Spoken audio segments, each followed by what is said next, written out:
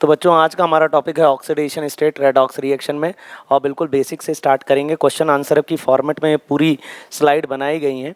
और सबसे पहला टॉपिक इसमें oxidation state. Define the term oxidation with an example. Oxidation का मतलब क्या क्या होता है? ऑक्सीडेशन का पहला मतलब होता है लॉस ऑफ इलेक्ट्रॉन। जैसे Zn से Zn+2 का बनना और 2 इलेक्ट्रॉन का निकलना, इसको हम कहेंगे ऑक्सीडेशन स्टेट। अब देखो यहाँ पर जिंक की ऑक्सीडेशन स्टेट 0 है। कोई भी एलिमेंट है और अगर एलिमेंटल स्टेट में है तो उसकी ऑक्सीडेशन स्टेट 0 होगी। जैसे मैंने कहा यहाँ पर आयरन की ऑक्सीडेशन स्टेट 0 है, लेकिन अगर मैंने कहा FeO तो यहाँ ऑक्सीजन -2 है, आयरन +2 है, तो यहाँ आयरन की ऑक्सीडेशन स्टेट +2 है। अब देखो जिंक की हम बात करें तो यहाँ जिंक एलिमेंटल स्टेट पे है, इसकी ऑक्सीडेशन स्टेट 0 है। वहीं Zn की क्या हो जाएगी +2। तो यहाँ पर जो इंक्रीज इन ऑक्सीडेशन स्टेट है उसको हम कहेंगे ऑक्सीडेशन। तो यहाँ पर ऑक्सीडेशन हुआ, 0 से +2 पहुँच गई, तो loss of electron is oxidation and increase in oxidation state is also oxidation. वहीं ऑक्सीजन का जुड़ जाना, जैसे देखो Zn + ½ O2 gives ZnO। Addition of oxygen भी एक तरह का ऑक्सीडेशन है। ऑक्सीडेशन एक और तरीका है, देखो CH3CH2OH ये है एल्कोहल। अब इस एल्कोहल में से अगर 2 हाइड्रोजन निकल जाएं, हाइड्रोजन का निकलना डीहाइड्रोजनेशन कहलाता है, और ये भी एक तरह का ऑक्सीडेशन है। तो यहाँ से 2 हाइड्रोजन निकल जाएंगे तो ये एल्कोहल क्या बन जाएगा? एल्डिहाइड बन जाएगा। तो ये सब ऑक्सीडेशन है। Define the term reduction. अब देखो रिडक्शन का क्या है? गेन ऑफ इलेक्ट्रॉन, इलेक्ट्रॉन का गेन होना। जैसे कॉपर +2 में 2 इलेक्ट्रॉन ऐड कर दिए, कॉपर बन गया। Addition of electron, gain of electron is reduction. अब देखो इसकी ऑक्सीडेशन स्टेट +2 से 0 हो गई तो डिक्रीज इन ऑक्सीडेशन स्टेट। फिर उसके बाद रिमूवल ऑफ ऑक्सीजन। अब जैसे ZnO है, इसमें कार्बन डाल दो तो Zn + CO हो जाएगा। तो यहाँ पर ये ऑक्सीजन रिमूव हो गया, तो कहीं ना कहीं जिंक की ऑक्सीडेशन स्टेट +2 से क्या हो गई? 0 हो गई, तो यहाँ हो गया रिडक्शन। एडिशन ऑफ हाइड्रोजन भी रिडक्शन है। अब जैसे हम बात करें CH3C+OH, ये एल्डिहाइड है। आप इसमें हाइड्रोजन ऐड कर दो इन प्रेजेंस ऑफ निकल, तो ये डबल बॉन्ड टूट जाएगा, HH जुड़ जाएगा, तो ये भी रिडक्शन है, CH3CH2OH। तो addition of hydrogen is also reduction. Define the following. Valence electron क्या है? वैलेंस इलेक्ट्रॉन मतलब जो लास्ट ऑर्बिट में इलेक्ट्रॉन है, जो कि बॉन्ड फॉर्मेशन में पार्टिसिपेट करते हैं, उनको हम कहते हैं वैलेंस इलेक्ट्रॉन। जैसे मैं बात करूं ऑक्सीजन की, ऑक्सीजन का एटॉमिक नंबर 8 है, कॉन्फ़िगरेशन हो गया 1s2 2s2 2p4, तो इसमें वैलेंस इलेक्ट्रॉन कितने हुए? इसमें वैलेंस इलेक्ट्रॉन हुए 6, क्योंकि मैं आउटर मोस्ट ऑर्बिट की बात करूंगा, ना कि सब ऑर्बिट की। तो ऑक्सीजन के आउटर मोस्ट ऑर्बिट में 6 इलेक्ट्रॉन है, तो यहाँ वैलेंस इलेक्ट्रॉन होगा 6। The electron present in outer most orbit is valence electron. फिर उसके बाद वैलेंसी क्या होती है? अब समझना बात को। देखो ऑक्सीजन के आउटर मोस्ट में 6 इलेक्ट्रॉन है, इसको अपना ऑक्टेट कंप्लीट करना है। इसको कितने इलेक्ट्रॉन की जरूरत है? 2 इलेक्ट्रॉन की। 2 इलेक्ट्रॉन की जरूरत है, तो ये 2 बॉन्ड बनाना चाहेगा। और आपको पता भी होगा कि ऑक्सीजन 2 बॉन्ड बनाता है। या तो ऑक्सीजन ऐसे बॉन्ड बनाए, या तो ऑक्सीजन वाटर के साथ ऐसे बॉन्ड बनाए, लेकिन एक ऑक्सीजन 2 बॉन्ड बनाएगा अपना ऑक्टेट कंप्लीट करने के लिए। यही उसकी वैलेंसी है, यही उसकी कंबाइनिंग कैपेसिटी है। तो इसकी जो कंबाइनिंग कैपेसिटी वो 2 है, तो इसकी वैलेंसी क्या है? 2 है। तो वैलेंस इलेक्ट्रॉन मैंने ऐसे निकाल लिए। अब इसको ऑक्टेट कंप्लीट करने के लिए 2 इलेक्ट्रॉन चाहिए, 2 इलेक्ट्रॉन चाहिए, तो इसकी कंबाइनिंग कैपेसिटी 2 है। फिर अब हम बात करते हैं ऑक्सीडेशन स्टेट की। अब देखो ऑक्सीजन को 2 इलेक्ट्रॉन खींचने हैं, किसी से लेने हैं, तो ऑक्सीजन 2 इलेक्ट्रॉन लेगा, तो ऑक्सीडेशन स्टेट क्या आ जाएगी? -2। तो देखो यहाँ पर ऑक्सीजन 2 इलेक्ट्रॉन लेगा, तो ये जो -2 है, ये इसकी ऑक्सीडेशन स्टेट, मतलब चार्ज के साथ जो आए वो ऑक्सीडेशन स्टेट। और कंबाइनिंग कैपेसिटी जो वैलेंसी होगी ना, वो चार्ज के साथ नहीं आएगी। वो कंबाइनिंग कैपेसिटी है। और ऑक्सीडेशन स्टेट एक एलिमेंट कितने इलेक्ट्रॉन लेकर या देकर पास वाली इनर्ट गैस जैसा बनेगा, वो उसकी ऑक्सीडेशन स्टेट है। ऑक्सीजन को 2 इलेक्ट्रॉन चाहिए नियॉन जैसा बनने के लिए, ऑक्टेट कंप्लीट करने के लिए, इसलिए उसकी ऑक्सीडेशन स्टेट है -2। What are redox reaction? Explain with example. Redox reaction क्या है? चलो देखो, ये ZNO है और इसमें अगर मैं कार्बन डाल दूं तो देखो कार्बन यहाँ रिड्यूसिंग एजेंट है, ये ऑक्सीजन को लेकर निकल जाएगा, CO बना लेगा और ये Zn क्या बना लेगा? जिंक। अब समझना बात को, यहां पर ये कार्बन था, ये ऑक्सीजन को लेके चला गया। अब देखो यहां पर जिंक की ऑक्सीडेशन स्टेट क्या है? +2। ऑक्सीजन की क्या थी? -2। वहीं यहां कार्बन एलिमेंटल स्टेट में था तो कार्बन की ऑक्सीडेशन स्टेट थी 0। अब देखो यहां समझना, ये कार्बन ऑक्सीजन से जुड़ गया, ऑक्सीजन की -2 तो कार्बन की +2 और यहां जिंक की +2 तो यहां हो गई जिंक की 0। अब बताओ Zn+2 से Zn बन गया तो इसका क्या हो गया? रिडक्शन। रिडक्शन का मतलब होता है डिक्रीज इन ऑक्सीडेशन स्टेट। वहीं कार्बन 0 से क्या हो गया? +2 तो इसका हो गया ऑक्सीडेशन। तो ये एक रेडॉक्स रिएक्शन का एग्जांपल है। अब देखो Zn से Zn+2 का बनना तो यहाँ क्या हुआ? ऑक्सीडेशन। वहीं कॉपर +2 से कॉपर का बनना, यहाँ क्या होगा? रिडक्शन। तो ये हो गया ऑक्सीडेशन, ये रिडक्शन, और ये भी क्या है? रेडॉक्स रिएक्शन का एग्जांपल है। Define the term oxidising agent और oxidant with an example. Oxidising agent वो है जो सामने वाले को ऑक्सीडाइज कर दे और खुद को रिड्यूस कर दे। अब ऑक्सीडाइजिंग एजेंट क्या है? जैसे मैंने कहा KMnO4। KMnO4 एक स्ट्रॉन्ग ऑक्सीडाइजिंग एजेंट है, ये सामने वाले को ऑक्सीडाइज कर देगा। जैसे KMnO4 को मैं वाटर में डालूं तो MnO4- बन जाएगा। KMnO4 को अगर वाटर में डाला जाए तो ये ऑक्सीडाइजिंग एजेंट है। अब इस ऑक्सीडाइजिंग एजेंट के सामने जो आएगा वो ऑक्सीडाइज हो जाएगा। अब देखो जैसे MnO4- है, इसके सामने Fe+2 आया तो MnO4- Fe+2 को ऑक्सीडाइज करके Fe+3 कर देगा तो इसका हो जाएगा ऑक्सीडेशन। वहीं ये जो MnO4- है ये खुद हो जाएगा रिड्यूस Mn+2 में, तो इसका ऑक्सीडेशन हुआ, इसका रिडक्शन हुआ। तो जिसका रिडक्शन हुआ वो खुद क्या है? Oxidising agent. और जिसका ऑक्सीडेशन हुआ वो खुद क्या है? Reducing agent. इसको एक और एग्जांपल से समझते हैं। Zn से Zn+2 बना, मतलब जिंक ने अपने 2 इलेक्ट्रॉन दे दिए। किसको दे दिए? कॉपर +2 से कॉपर बना तो कॉपर को दे दिए। अब देखो यहां पर इसका क्या हुआ? ऑक्सीडेशन, और कॉपर का क्या हुआ? रिडक्शन। जिंक की ऑक्सीडेशन स्टेट बढ़ गई, ऑक्सीडेशन। अब जिंक ने सामने वाले को क्या किया? रिड्यूस।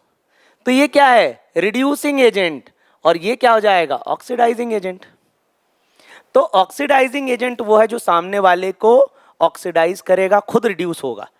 और ये ऑक्सीडाइजिंग एजेंट और रिड्यूसिंग एजेंट आपको रिएक्टेंट साइड से ढूंढने हैं, प्रोडक्ट साइड से नहीं। ये आपको रिएक्टेंट साइड से ढूंढने कि ऑक्सीडाइजिंग एजेंट और रिड्यूसिंग एजेंट क्या होंगे। तो यहां पर जिसका ऑक्सीडेशन हो रहा है वो रिड्यूसिंग एजेंट है, जिसका रिडक्शन हो रहा है वो ऑक्सीडाइजिंग एजेंट। ठीक है।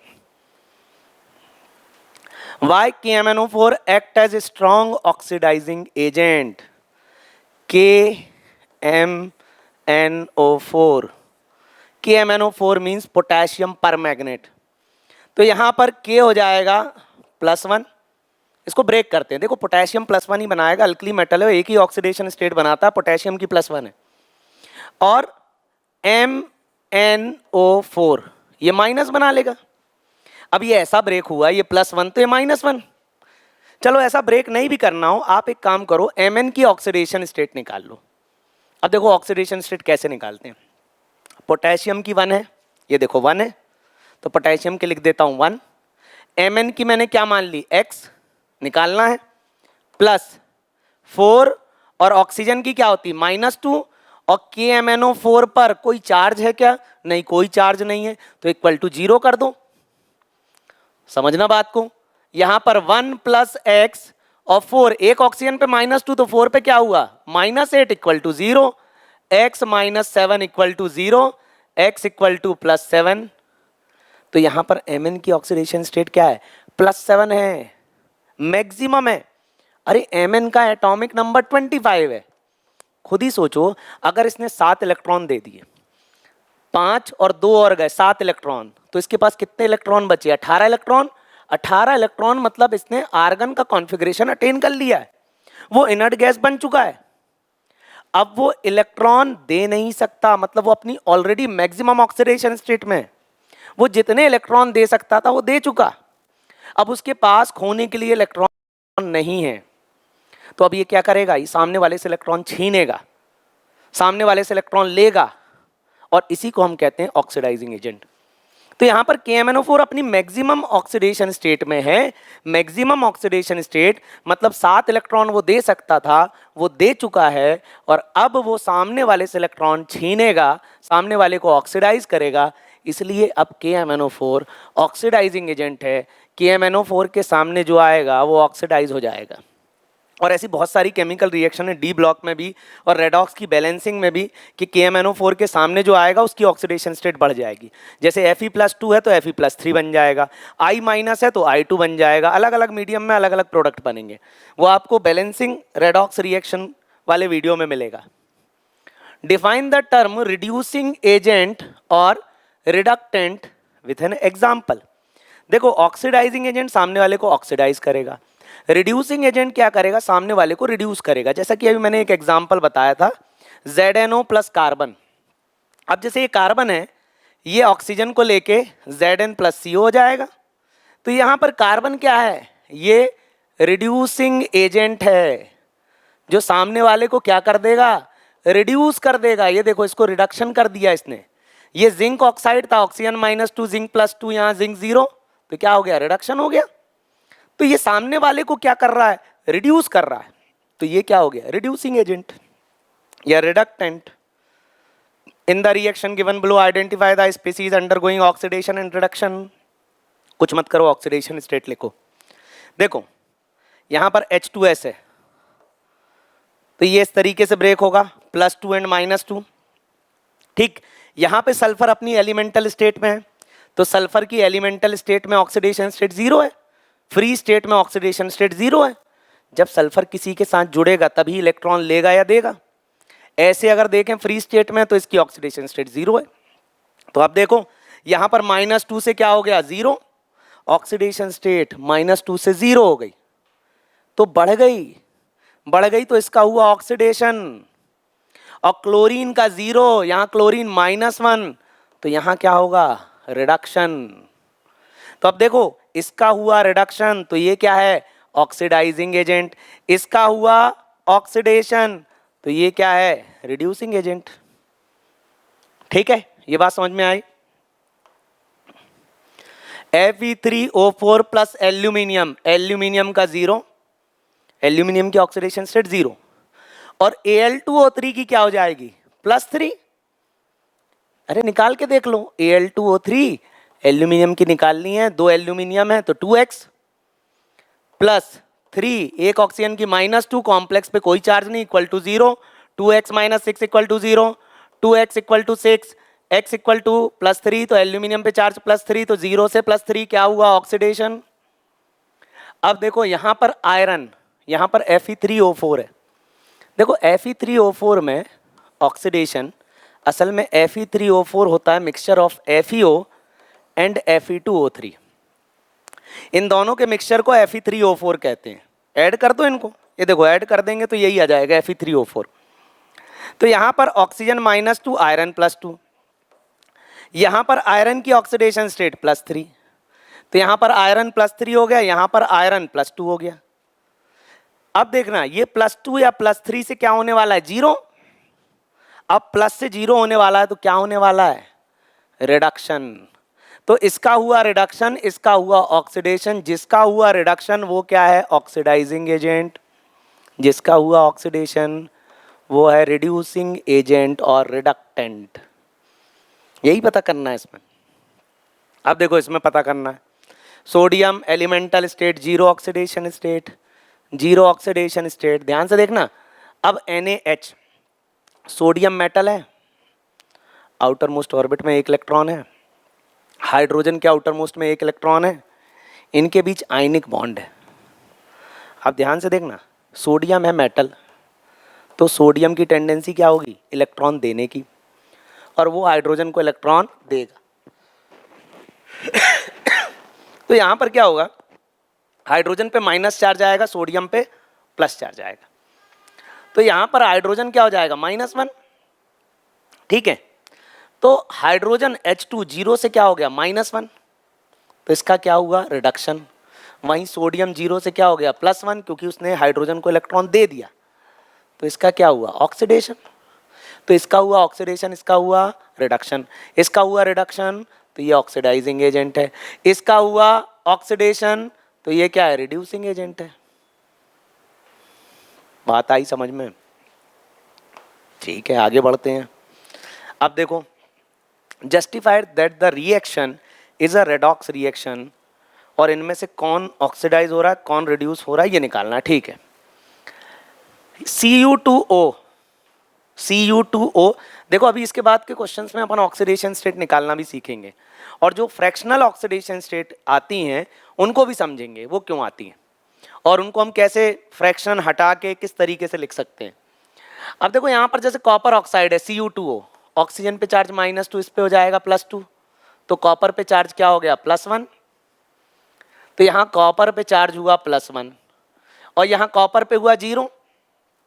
अब देखना, यहाँ कॉपर सल्फाइड है, तो यहाँ पर कॉपर सल्फाइड के केस में भी देखो, Cu2S, ये -2 ये +2, तो एक कॉपर पे क्या हुआ, +1, तो यहाँ पर फिर कॉपर +1 है, +1 से क्या हुआ, 0।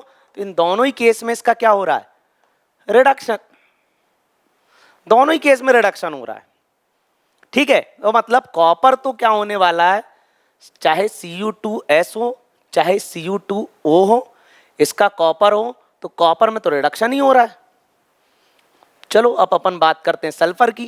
देखो सल्फर पे चार्ज है -2, यहाँ सल्फर पे चार्ज है +4। ये देखो, एक ऑक्सीजन पे चार्ज -2, एक ऑक्सीजन पे चार्ज -2, तो 2 पे -4, तो यहाँ हो गया +4, तो ये -2 से हो गया +4, तो इसका हुआ oxidation.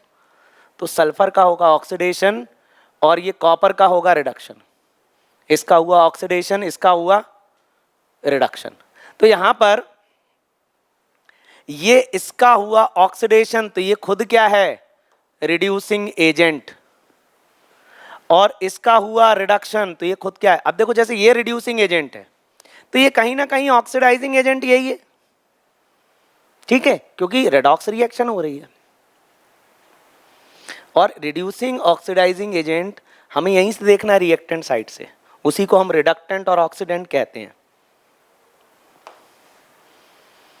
Find oxidation state of underlined element, तो यहाँ पर अंडरलाइंड एलिमेंट में कर देता हूँ, MnO4- है, तो इसकी ऑक्सीडेशन स्टेट निकालनी है। जिसकी निकालनी है उसको X ले लो, +4, एक ऑक्सीजन पे चार्ज -2, कॉम्प्लेक्स पे ऊपर चार्ज दिया है -1, तो equal to -1, X -8 equal to -1, X equal to -1 +8, X equal to +7। तो यहाँ पर Mn की ऑक्सीडेशन स्टेट क्या है, +7।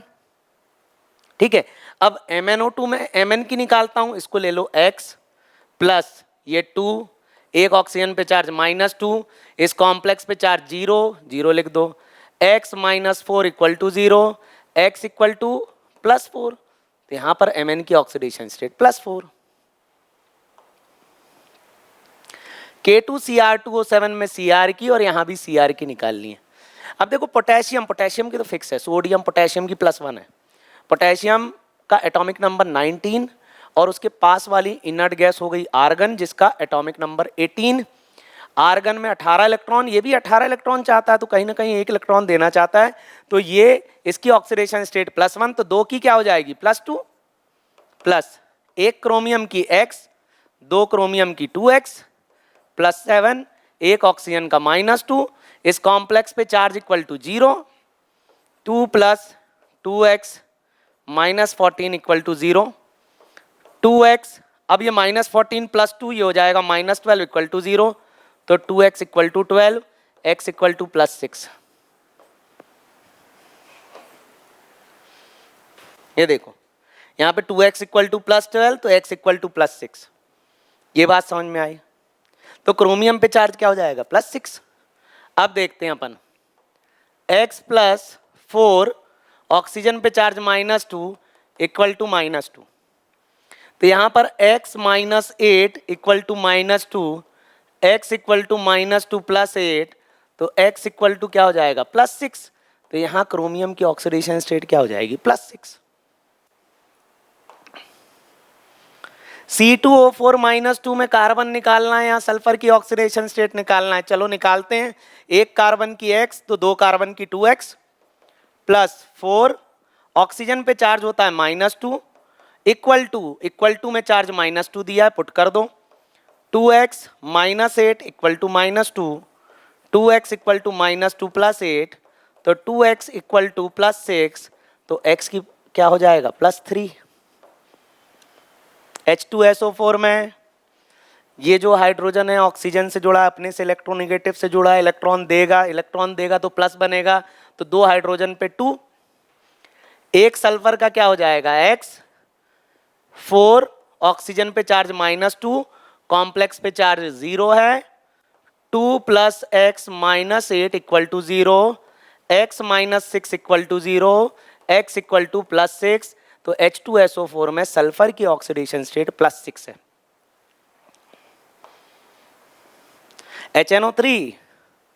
HNO3 नाइट्रिक एसिड, और ये ऑक्सीडाइजिंग एजेंट भी है। देखो H2SO4 भी ऑक्सीडाइजिंग एजेंट है। क्यों? H2SO4 में जो सल्फर की ऑक्सीडेशन स्टेट है वो है +6, जो कि है मैक्सिमम।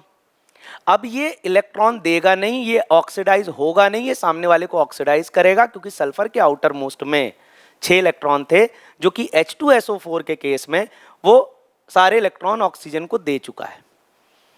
अब यहां पर जैसे HNO3 की हम बात करें तो HNO3 भी अच्छा ऑक्सीडाइजिंग एजेंट है। क्यों? वो जरूर अपनी मैक्सिमम ऑक्सीडेशन स्टेट में होगा। यहां पर देखो कैसे, हाइड्रोजन 1 नाइट्रोजन की निकालना है, x 3 - 2 इक्वल टू कॉम्प्लेक्स पे कोई चार्ज नहीं है 0, 1 + x - 6 equal to 0, x - 5 equal to 0, x equal to +5, तो यहाँ पर नाइट्रोजन की ऑक्सीडेशन स्टेट क्या? +5, जो कि मैक्सिमम है। नाइट्रोजन की ऑक्सीडेशन स्टेट +5 है, मैक्सिमम है। अब ये इलेक्ट्रॉन देगा नहीं, जो सामने आएगा उससे इलेक्ट्रॉन छीनेगा, मतलब ये ऑक्सीडाइजिंग एजेंट होगा।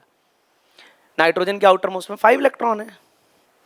HClO4, इसमें Cl की निकालनी है। Hydrogen 1 chlorine, x oxygen 4 × -2 equal to 0, तो 1 + x - 8 equal to 0, x - 7 equal to 0, x equal to +7, ये भी स्ट्रॉन्ग ऑक्सीडाइजिंग एजेंट है। क्लोरीन के maximum electron, valence electron maximum 7 होते हैं, सातों के सातों दे चुका है, ऑक्सीडाइजिंग एजेंट है।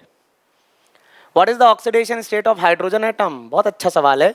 देखो हाइड्रोजन एटम की ऑक्सीडेशन स्टेट, अब हाइड्रोजन है कैसे, कैसे एग्जिस्ट कर रहा है? हाइड्रोजन ऐसे एग्जिस्ट कर रहा है, तो ये इस स्टेट में तो इसकी ऑक्सीडेशन स्टेट 0 है, ये तो मॉलिक्यूलर हाइड्रोजन है। अब हमने कहा हाइड्रोजन ऑक्सीजन के साथ एग्जिस्ट कर रहा है, ऑक्सीजन इलेक्ट्रोनेगेटिव, हाइड्रोजन इलेक्ट्रोपॉजिटिव, ये इसका इलेक्ट्रॉन खींच लेगा, तो अब प्लस है, फिर ये प्लस है। वैसे ही H2SO4, HNO3, यहां सब जगह हाइड्रोजन क्या है?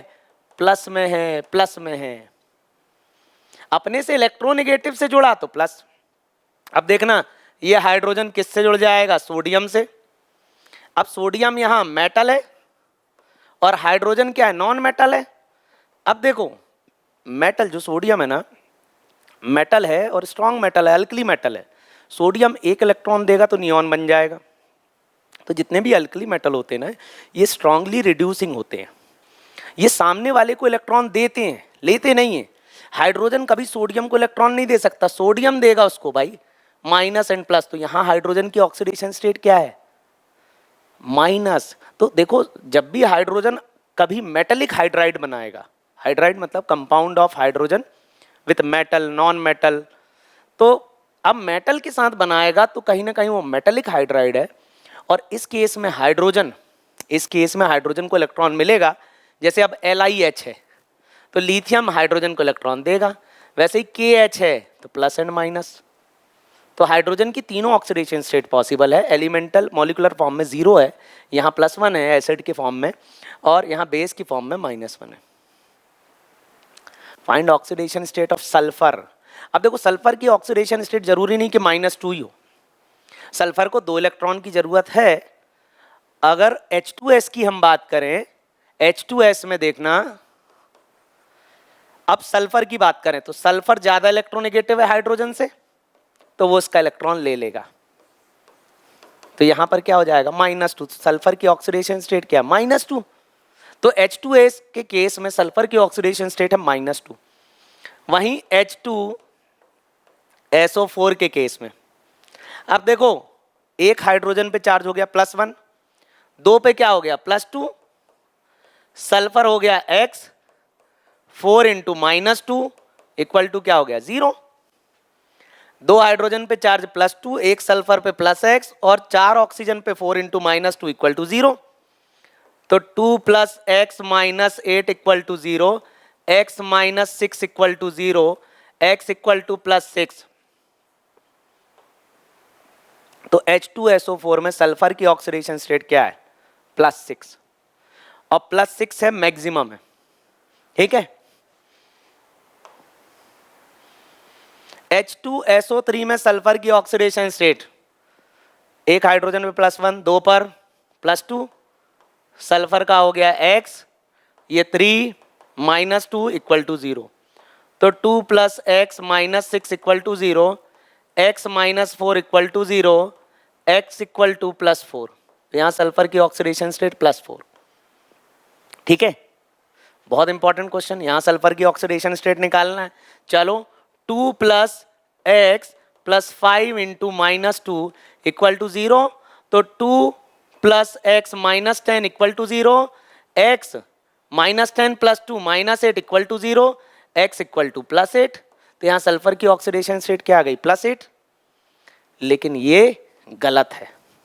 अब सुनना बहुत ध्यान से, देखो सल्फर का एटॉमिक नंबर है 16, इसमें 16 इलेक्ट्रॉन है और कॉन्फ़िगरेशन हो गया 286।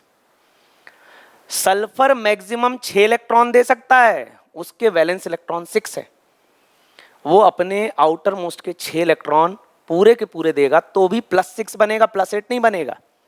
तो H2SO5 में इसको हम कैरोज एसिड कहते हैं। ये जो कैरोज एसिड है इसमें सल्फर की ऑक्सीडेशन स्टेट +8 कैसे ही नहीं हो सकती, क्योंकि उसके आउटर मोस्ट में सिर्फ 6 इलेक्ट्रॉन है, वो 6 इलेक्ट्रॉन देकर नियॉन का कॉन्फ़िगरेशन अटेन कर लेगा और वहाँ से इलेक्ट्रॉन निकालना बहुत मुश्किल है। तो सल्फर की ऑक्सीडेशन स्टेट है, मैक्सिमम ऑक्सीडेशन स्टेट है +6, तो +8 गलत है। बोले सर लेकिन फॉर्मूले से तो यही आ रही है, ऐसे ही सिखाया। अब सुनना, देखो अब इनका स्ट्रक्चर बनाना पड़ेगा और तब हमको समझ में आएगा कि ऑक्सीडेशन स्टेट ऐसी क्यों है। चलो स्ट्रक्चर देखते हैं जरा अपन इसका। H2S मतलब +8 नहीं है, +6 ही हो सकती है मैक्सिमम। तो अब यहां देखते हैं क्या है और किस वजह से। देखो H2SO4 का स्ट्रक्चर बनाओ सबसे पहले, ये देखो ये H2SO4 है, सल्फ्यूरिक एसिड, ठीक है। ध्यान से सुनना यहाँ, ये ऑक्सीजन जो है, ऑक्सीजन सल्फर से ज्यादा इलेक्ट्रोनेगेटिव है, तो ये सल्फर का इलेक्ट्रॉन लेगा। इलेक्ट्रोनेगेटिविटी का ऑर्डर याद रख लो भाई, देखो सबसे ज्यादा फ्लोरीन, फिर ऑक्सीजन, फिर नाइट्रोजन, फिर कार्बन और फिर क्लोरीन। यहां पर 4, 3.5, 3 और इसकी भी इलेक्ट्रोनेगेटिविटी 3 होती है और इसकी 2.5, 0.5 से कम करते चलो, फ्लोरीन की 4 है और फिर 0.5 से कम करते, बस इतनी की याद रख लो, ठीक है। अब देखो यहां पर सल्फर की ऑक्सीजन से कम ही होनी है, सबसे ज्यादा फ्लोरीन है, फिर ऑक्सीजन इलेक्ट्रोनेगेटिव, तो यहां पर ऑक्सीजन ज्यादा इलेक्ट्रोनेगेटिव है तो सल्फर का इलेक्ट्रॉन खींचेगा। अब ये 2 इलेक्ट्रॉन खींच लेगा तो इस ऑक्सीजन की वजह से +2 चार्ज आएगा, वैसे ही 2 इलेक्ट्रॉन ये खींच लेगा तो +2 फिर आ जाएगा, फिर 1 इलेक्ट्रॉन ये ले लेगा तो +2 इसकी वजह से, +2 इसकी वजह से और +1 इसकी वजह से, तो मतलब हो गया +6। तो इस सल्फर की ऑक्सीडेशन स्टेट क्या हो गई +6 H2SO4 के केस में।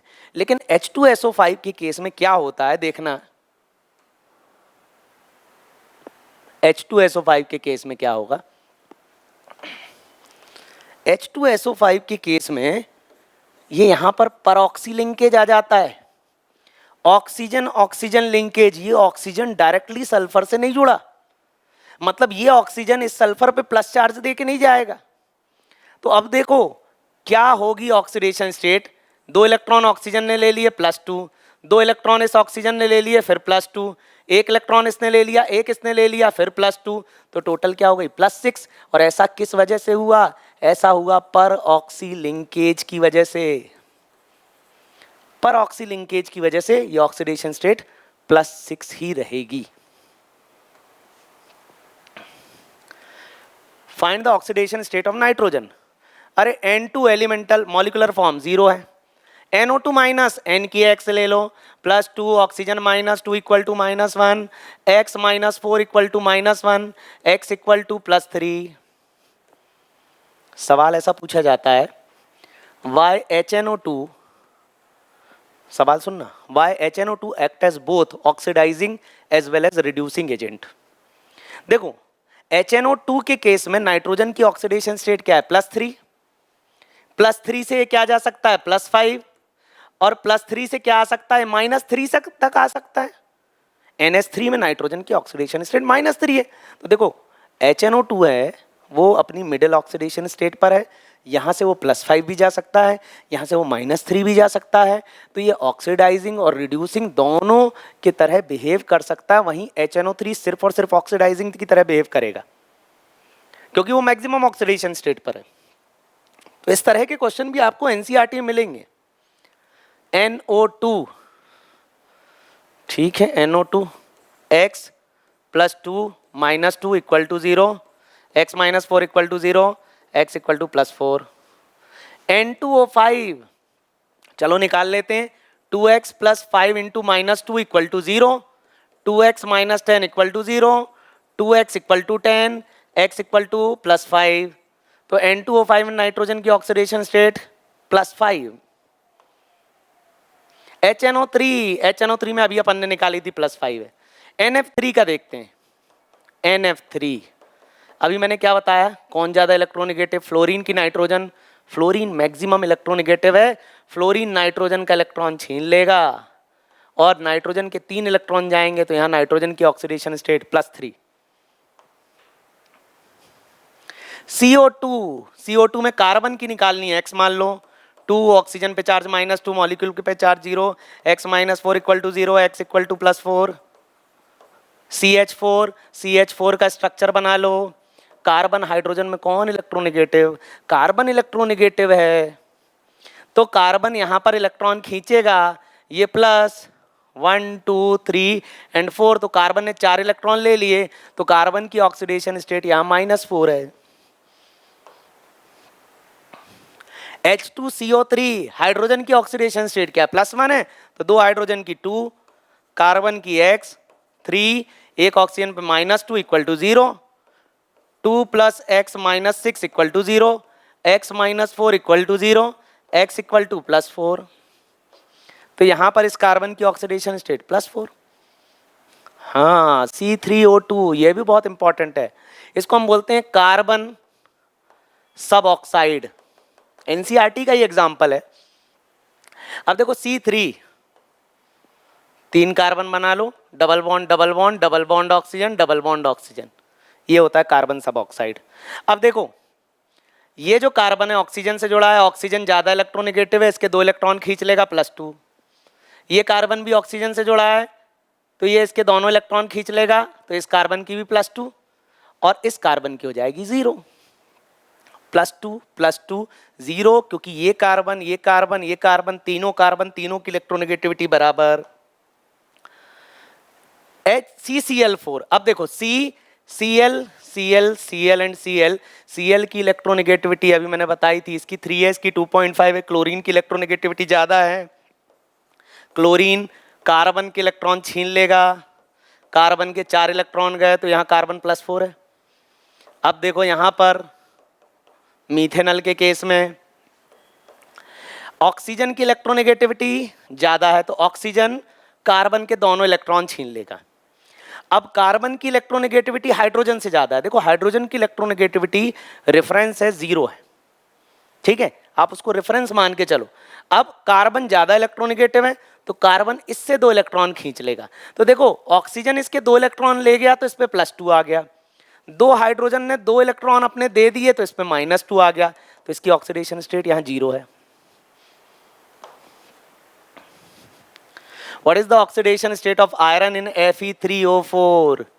Fe3O4, देखो Fe3O4 में अगर आप ऐसे निकालोगे, देखना आयरन की हम x मान लें, 3 आयरन 3x + 4 इंटू -2 = 0, तो 3x - 8 = 0, तो यहाँ पर 3x = 8, तो x क्या आ जाएगा 8/3। तो यहाँ पर इस आयरन की, हर एक आयरन की जो एवरेज ऑक्सीडेशन स्टेट है वो आ गई 8/3, लेकिन फ्रैक्शन में ऑक्सीडेशन स्टेट होती नहीं है, ठीक है। तो अगर इसको एक्सप्लेन करना है तो इसको ऐसे एक्सप्लेन करो कि Fe3O4 ये है magnetite, magnetite is ore of iron, और इस आयरन के ओर में FeO और Fe2O3 दोनों प्रेजेंट है, इन दोनों के मिक्सचर को मैग्नेटाइट कहते हैं।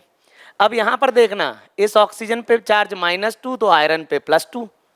अब देखना इस आयरन पे चार्ज ये 2x - 6 = 0, तो 2x = 6, तो x = +3, तो इस आयरन पे चार्ज +3, इस आयरन पे +2, तो आपको यही लिखना है कि भाई +2 +3 दोनों हैं, Fe +2 भी है Fe +3 भी है। इसको एक्सप्लेन करके इस तरीके से लिखा जा सकता है, और अगर एवरेज पूछ रहा है तो फिर 8/3। Find oxidation state of chromium in CrO5। Chromium, chromium का एटॉमिक नंबर 24, ठीक है, और क्रोमियम ये यहाँ पर इसका बटरफ्लाई स्ट्रक्चर बनता है CrO5 का, तो डबल बॉन्ड हो, ये ऑक्सीजन, ये ऑक्सीजन, फिर ये ऑक्सीजन, ये ऑक्सीजन, ऐसा 1 2 3 4 5 6, ये बटरफ्लाई स्ट्रक्चर है CrO5 का। अब देखो क्रोमियम ऑक्सीजन से जुड़ा है, इलेक्ट्रॉन का लॉस ही होना है, ऑक्सीजन ज़्यादा इलेक्ट्रोनेगेटिव है, ये इसने इलेक्ट्रॉन खींचा, इसने इलेक्ट्रॉन खींचा, ये इलेक्ट्रॉन गया, ये इलेक्ट्रॉन गया, ये दोनों इलेक्ट्रॉन गए। CrO5 में क्रोमियम की ऑक्सीडेशन स्टेट मैक्सिमम है, that is +6। What is the change in oxidation state of Mn in acidic medium? ये थोड़ा सा क्वेश्चन को करेक्ट करना है। What is the change in oxidation state of Mn in KMnO4? KMnO4 लेना है, ठीक है, और बताना है KMnO4 को अगर एसिडिक मीडियम में रखा तो उसकी ऑक्सीडेशन स्टेट क्या हो जाएगी। देखो KMnO4 को जैसे ही आप पानी में डालोगे तो वो MnO4- हो जाएगा, या एसिडिक मीडियम में डालोगे तो MnO4- हो जाएगा। और आपको याद रखना है एसिडिक मीडियम में ये Mn+2 बनाता है। देखो अब KMnO4 कहो, MnO4 कहो, एक ही बात है, वॉयलेट कलर का है, और एसिडिक मीडियम में ये पिंक कलर का हो जाता है। पिंक कलर मतलब Mn+2। अब जैसे MnO4- में Mn की ऑक्सीडेशन स्टेट +7 है। देखो KMnO4 जो है अब वो ऑक्सीडाइज नहीं हो सकता, अब वो रिड्यूस ही होगा, क्योंकि वो ऑलरेडी अपनी मैक्सिमम ऑक्सीडेशन स्टेट में। तो MnO4 को आप ध्यान रखना, MnO4- को आप एसिडिक मीडियम में डालो, बेसिक मीडियम में डालो, अल्कलाइन मीडियम या न्यूट्रल मीडियम में डालो, उसका रिडक्शन ही होना है। अब देखो यहाँ पर एसिडिक मीडियम में डाला तो +7 से क्या हुआ +2, तो इसने 5 इलेक्ट्रॉन गेन किए, तो इसका रिडक्शन हुआ।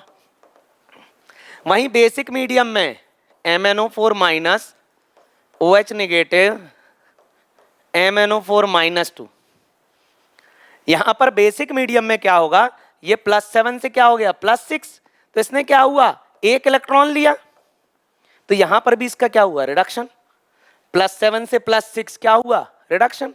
तो बेसिक मीडियम में भी MnO4- का क्या होना है रिडक्शन ही होना है, वो भी 1 इलेक्ट्रॉन से। न्यूट्रल मीडियम में MnO4 माइनस, एल्कलाइन मीडियम या न्यूट्रल मीडियम की बात करें तो इसमें MnO2 बनाता है। MnO4 माइनस में Mn की ऑक्सीडेशन स्टेट +7 है और अल्कलाइन मीडियम में +4 बना लेता है, तो यहाँ पर ये 3 इलेक्ट्रॉन गेन करता है +7 से +4। तो यहाँ भी इसका क्या होना है, रिडक्शन ही होना है। बस ये ऑक्सीडेशन स्टेट देख लो भाई, न्यूट्रल में +7 से +4। Find the change in oxidation state of Cr in K2Cr2O7 in acidic medium K2Cr2O7। अगर मैंने इसको एसिडिक मीडियम में डाला या वाटर में डाला तो ये इस तरीके से ब्रेक हो जाएगा, 2K पॉजिटिव और Cr2O7 -2। अब Cr2O7 -2 को अगर मैंने एसिडिक मीडियम में डाला तो Cr+3 बनेगा। ठीक है, अब यहाँ 2 क्रोमियम है तो यहाँ भी 2 लगा दो। अब एक क्रोमियम पे चार्ज +6 आएगा। अरे निकाला है अपन ने Cr2O7 -2, 2x + 7 × -2 = -2, 2x - 14 = -2, 2x = 12, x = +6। तो एक पे चार्ज +6 तो 2 पर कितना हो गया, +12। एक पे चार्ज +3 पे 2 पे क्या हो गया, +6। तो डिफरेंस कितने का, 6 का। तो यहां पर change in oxidation state of chromium Cr2O7 -2, यहाँ पे +12 से क्या हो गया, +6। तो यहाँ डिफरेंस कितना आ गया, 6 का। तो 6 का डिफरेंस आएगा। Find the oxidation state of central metal atom. इसकी ऑक्सीडेशन स्टेट निकालनी है इसमें। देखो ये जो क्वेश्चन है कोऑर्डिनेशन कंपाउंड के हैं, लेकिन हैं ऑक्सीडेशन स्टेट पर बेस्ड। तो देखो आपको एक चीज याद रखनी है कि ये जो बिग ब्रैकेट है, ये बड़ा ब्रैकेट जो है, इसके अंदर जो चीज है वो अंदर रहेगी और बाहर जो चीज है वो बाहर रहेगी। सपोज करना जैसे ये आयरन है Fe, ये CnO6 है, मैंने इसको वाटर में डाला तो ये जो पोटेशियम है ये आयन की फॉर्म में निकल आएगा। यहाँ 3 पोटेशियम आयन आ जाएंगे, 3K पॉजिटिव और यहाँ हो जाएगा -3। देखो यहाँ पर एक पोटेशियम पे चार्ज +1 तो 3 पर क्या आ जाएगा, +3। तो यहाँ +3 निकल गया और कॉम्प्लेक्स पे चार्ज आ जाएगा -3। अरे यहाँ +3 तो कॉम्प्लेक्स पे -3। अब Cn मतलब साइनाइड पे चार्ज क्या होता है, -1। तो चलो इसकी ऑक्सीडेशन निकालनी, x प्लस Cn पे -1 और ऐसे कितने हैं, 6 Cn है और कॉम्प्लेक्स पे चार्ज क्या है, -3। तो इक्वल टू -3। तो x - 6 = -3, x = -3 + 6, तो x = +3। तो यहां इस आयरन की ऑक्सीडेशन स्टेट हो जाएगी +3 और ये कहलाएगा फेरिक +3। अब देखो यहां निकल की निकालनी है, निकल की ऑक्सीडेशन स्टेट x। अच्छा Cn की -1 होती है, लेकिन कार्बोनिल मतलब carbon and oxygen, carbon monoxide, इसकी ऑक्सीडेशन स्टेट 0 होती है। तो 4 × 0 और इस कॉम्प्लेक्स पे चार्ज भी 0, तो यहाँ x = 0 हो जाएगा। तो यहाँ निकल की ऑक्सीडेशन स्टेट हो जाएगी 0। चलो अब यहाँ निकालते हैं। सेंट्रल मेटल आयन निकल है, x मान लें, Cn की क्या है, -1। अब यहाँ पर 4 Cn है, 4 × -1 और कॉम्प्लेक्स पे चार्ज क्या है, -2। तो यहाँ -2 पुट कर दो, x - 4 = -2। तो x = -2 + 4, तो यहाँ पर x = हो जाएगा +2। तो यहाँ पर निकल की ऑक्सीडेशन स्टेट क्या हो गई, +2। HNO3 act as oxidizing agent whereas HNO2 can act as both oxidizing as well as reducing agent। NCERT की एक्सरसाइज का क्वेश्चन है। देखो कुछ नहीं करना, ऑक्सीडेशन स्टेट निकालना है। HNO3 में नाइट्रोजन की ऑक्सीडेशन स्टेट +5 है और यहाँ पर है +3। तो यहाँ पर ये मैक्सिमम ऑक्सीडेशन स्टेट है। अब मैक्सिमम है तो ये क्या, ऑक्सीडाइजिंग एजेंट की तरह बिहेव करेगा। वहीं यहाँ नाइट्रोजन +3 है तो इसका ऑक्सीडेशन भी हो सकता है, इसका रिडक्शन भी हो सकता है। तो HNO2 में नाइट्रोजन की ऑक्सीडेशन स्टेट +3 है तो इसका ऑक्सीडेशन रिडक्शन दोनों हो सकता है। तो ये oxidising as well as reducing दोनों हो सकता है। Find change in oxidation state of bromine in this, देखो Br2 gives BrO3 minus Br2 में ब्रोमीन की ऑक्सीडेशन स्टेट 0 है और BrO3 माइनस में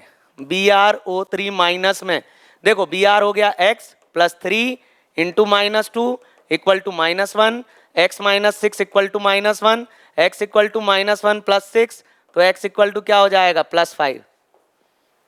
तो यहाँ 0 से क्या हो गया +5, तो यहाँ क्या हुआ oxidation. Find change in oxidation state of bromine in Br2 to BrO3 minus, इसका हुआ 0 और इसका हुआ +5, तो 0 से +5, तो इसका क्या हुआ ऑक्सीडेशन। ठीक है, तो यहां पर चेंज इन ऑक्सीडेशन स्टेट कितना हुआ, find change in oxidation state हो गया 5। तो यहां पर ऑक्सीडेशन स्टेट में चेंज आया 5 का।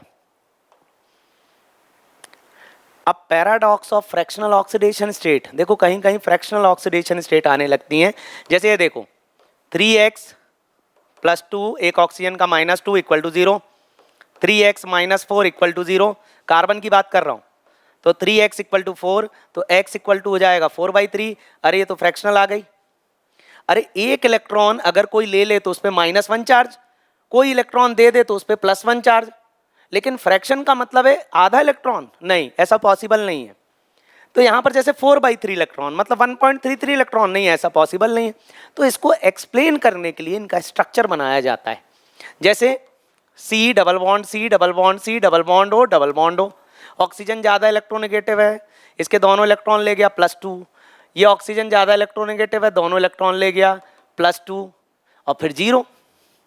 तो इन दो कार्बन की +2 है, बीच वाले की 0 है, क्योंकि तीनों की इलेक्ट्रोनेगेटिविटी बराबर है। ये कार्बन इससे नहीं छीनेगा इलेक्ट्रॉन, ये कार्बन इससे नहीं छीनेगा।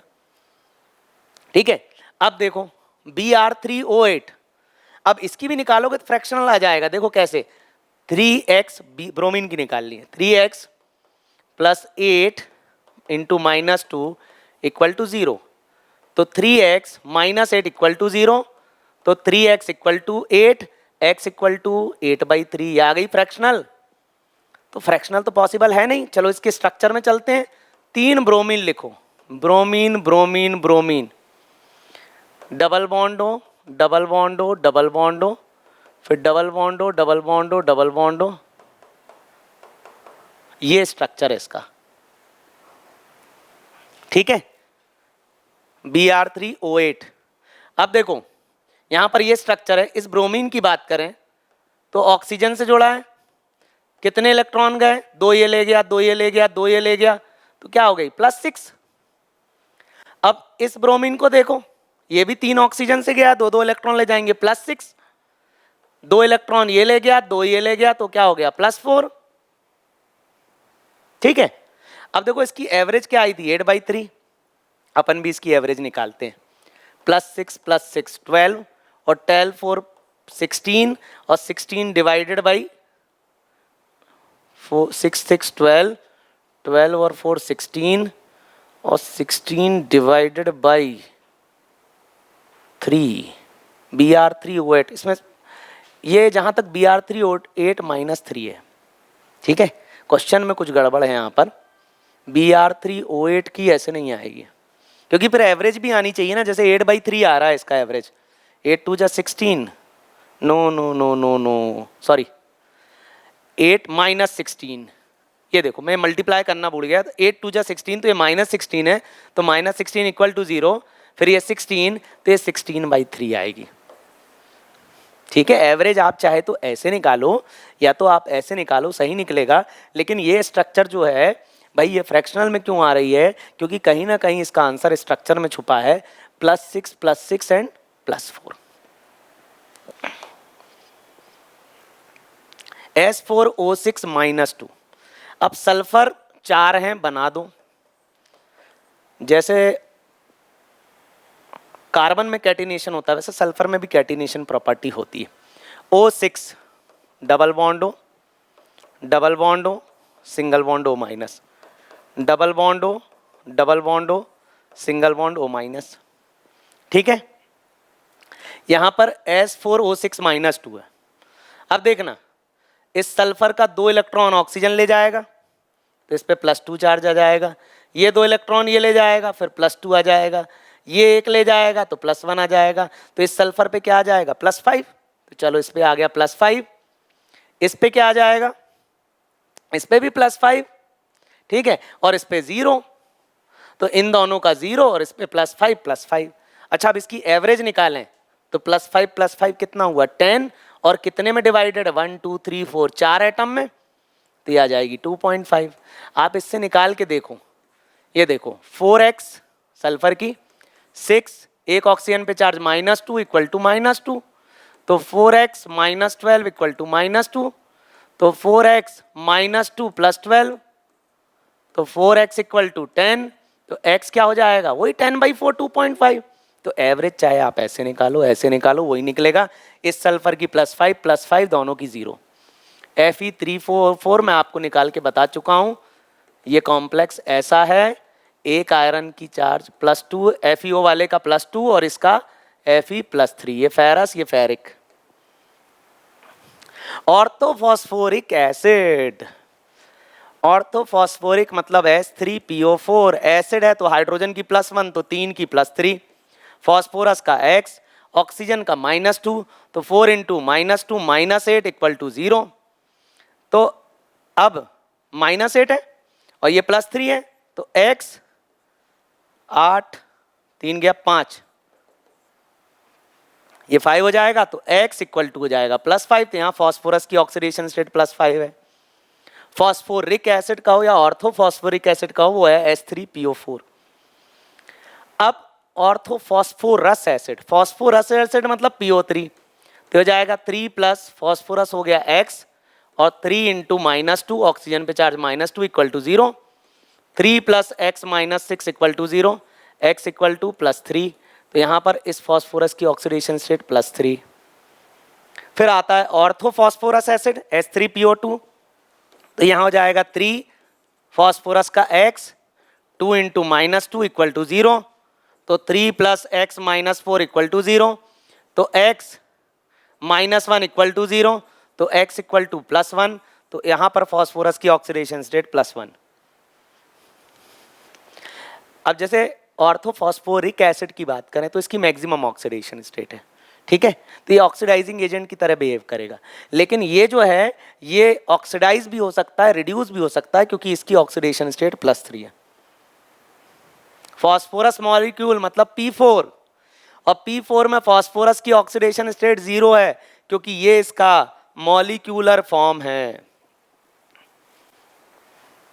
PS3 का स्ट्रक्चर ऐसा है।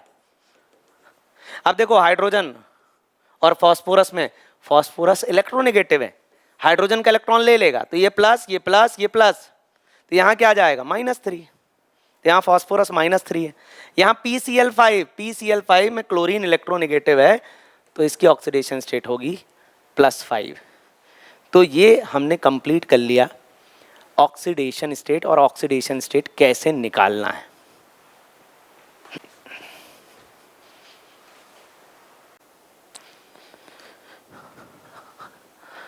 तो बच्चों आज हम डिस्कस करते हैं डिस्प्रपोर्शनेशन रिएक्शन के बारे में। डिस्प्रपोर्शनेशन रिएक्शन वो रिएक्शन होती है जिसमें एक ही एलिमेंट ऑक्सीडाइज होता है और वही एलिमेंट रिड्यूस होता है, और ऐसे कुछ एग्जाम्पल मैंने एनसीईआरटी से निकाले हैं जिनमें डिस्प्रपोर्शनेशन रिएक्शन हो रही है। तो आइए इन एग्जाम्पल के थ्रू हम डिस्प्रपोर्शनेशन रिएक्शन को समझते हैं। सबसे पहला एग्जाम्पल है डिस्प्रपोर्शनेशन रिएक्शन का, हाइड्रोजन पेरोक्साइड का डिकम्पोजिशन। हाइड्रोजन पेरोक्साइड होता क्या है, H2O2। अगर मैं इसको ब्रेक करूं तो ये हाइड्रोजन H पॉजिटिव बना लेगा, 2 हाइड्रोजन की वजह से चार्ज यहाँ +2 आएगा, और इस राइट हैंड साइड पे चार्ज आएगा O2 -2, तो यहाँ पर एक ऑक्सीजन पे चार्ज है -1। यहीं पर इसकी हम बात करें तो यहाँ पर +2 चार्ज आ जाएगा, यहाँ -2 आ जाएगा, तो एक ऑक्सीजन O- से क्या हो गया O-2।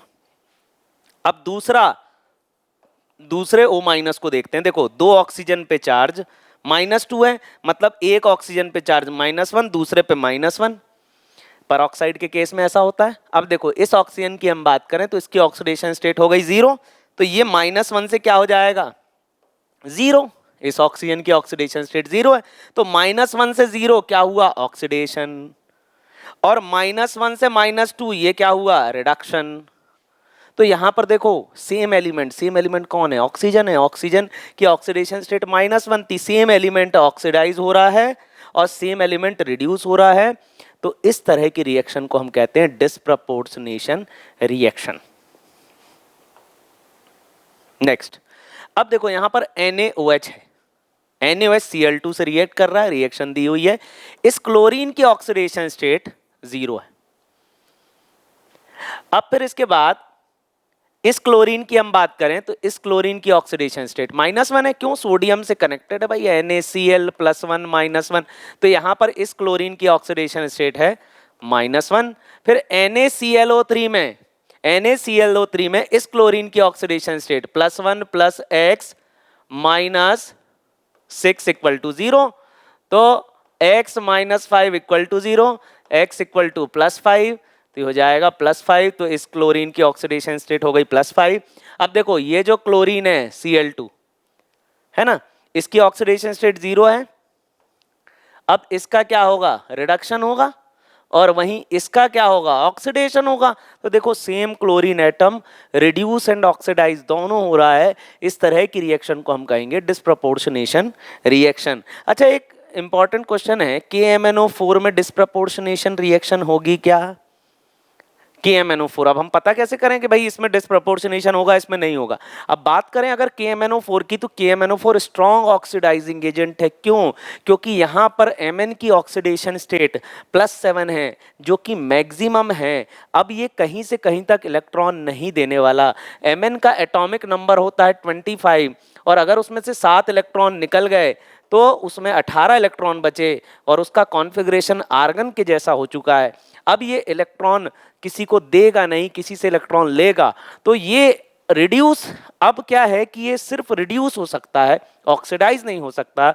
इसलिए KMnO4 में डिस्प्रपोर्शनेशन रिएक्शन नहीं होगी। जो भी एलिमेंट अपनी मैक्सिमम या मिनिमम ऑक्सीडेशन स्टेट में है, उनमें डिस्प्रपोर्शनेशन रिएक्शन नहीं होगी।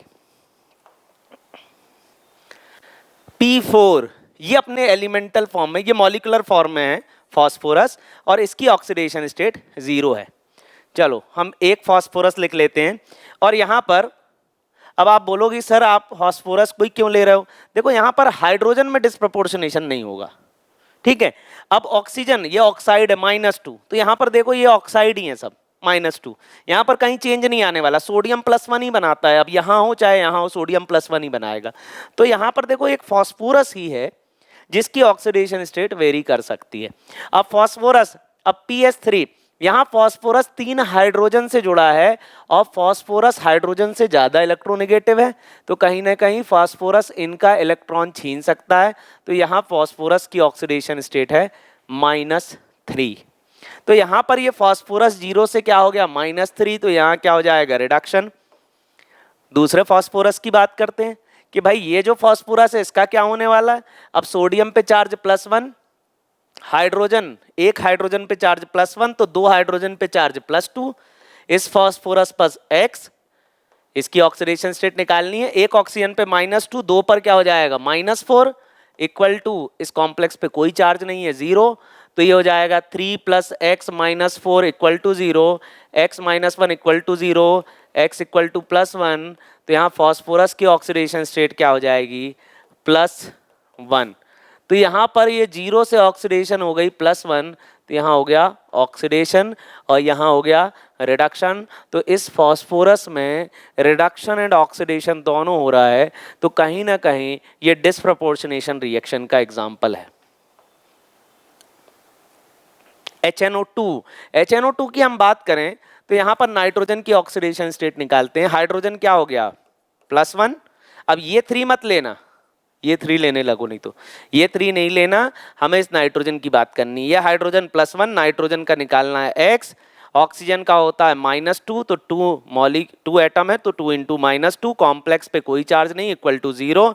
1 + X - 4 = 0, X - 3 = 0, X = +3। तो यहाँ नाइट्रोजन की ऑक्सीडेशन स्टेट है +3, यहाँ पर नाइट्रोजन की ऑक्सीडेशन स्टेट +5 आ जाएगी, यहाँ पर नाइट्रोजन की ऑक्सीडेशन स्टेट हो जाएगी +2। ये देखो +3 से +5 ऑक्सीडेशन स्टेट बढ़ गई, इस नाइट्रोजन ने इलेक्ट्रॉन दिए हैं तभी जाके HNO3 बना है, इसका ऑक्सीडेशन हुआ है। अब एक नाइट्रोजन का क्या हुआ है, यहाँ पर रिडक्शन हुआ है। ये रिएक्शन बैलेंस नहीं है, इसको आप बैलेंस कर सकते हो यहाँ पर ट्वाइस लगा के।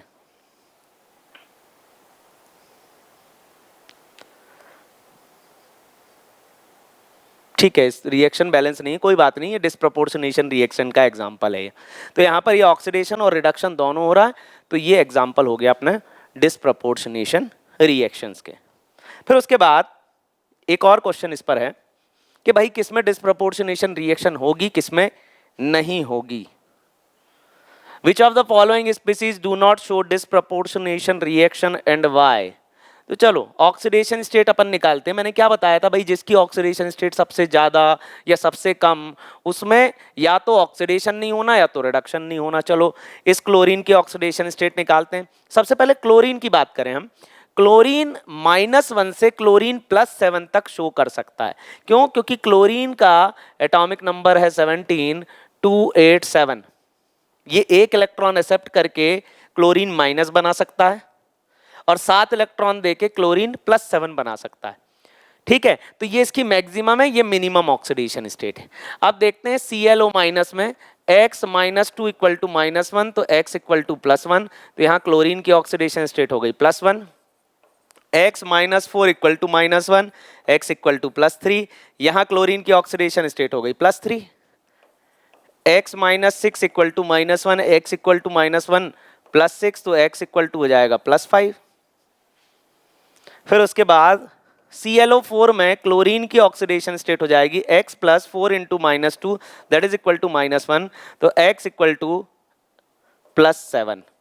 तो यहाँ पर क्लोरीन की ऑक्सीडेशन स्टेट हो जाएगी +7। तो यहाँ पर क्लोरीन अपनी मैक्सिमम ऑक्सीडेशन स्टेट पर है।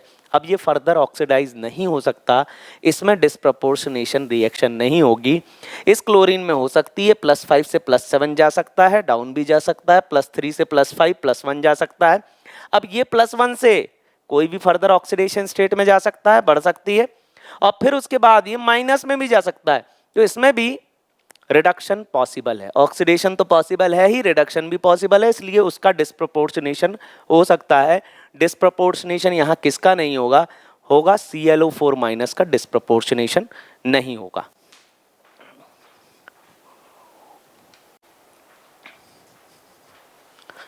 तो बच्चों आज का हमारा टॉपिक है बैलेंसिंग रेडॉक्स रिएक्शन, और रेडॉक्स रिएक्शन हम कैसे बैलेंस करेंगे पूरे वीडियो में हम समझेंगे। बैलेंस करने के लिए कुछ बेसिक स्टेप हैं। जैसे सबसे पहले हमें स्केलेटल इक्वेशन लिखनी पड़ेगी। कई बार वो प्रोडक्ट दे देता है और कई बार नहीं देता। जैसे कि मैंने यहाँ पर प्रोडक्ट नहीं दिए। देखो ये रेडॉक्स रिएक्शन की बैलेंसिंग 11th में आती है रेडॉक्स रिएक्शंस में, और उसके बाद D एंड F ब्लॉक में भी आती है। और D एंड F ब्लॉक में जब क्वेश्चन आता है तो वो यहाँ पर प्रोडक्ट्स नहीं देते हैं, प्रोडक्ट्स आपको बताने हैं कि प्रोडक्ट क्या बनने वाला है। तो देखो वहीं से स्टार्ट करते हैं हम बिल्कुल बेसिक से, कि सबसे पहले स्केलेटल इक्वेशन लिखते आना चाहिए।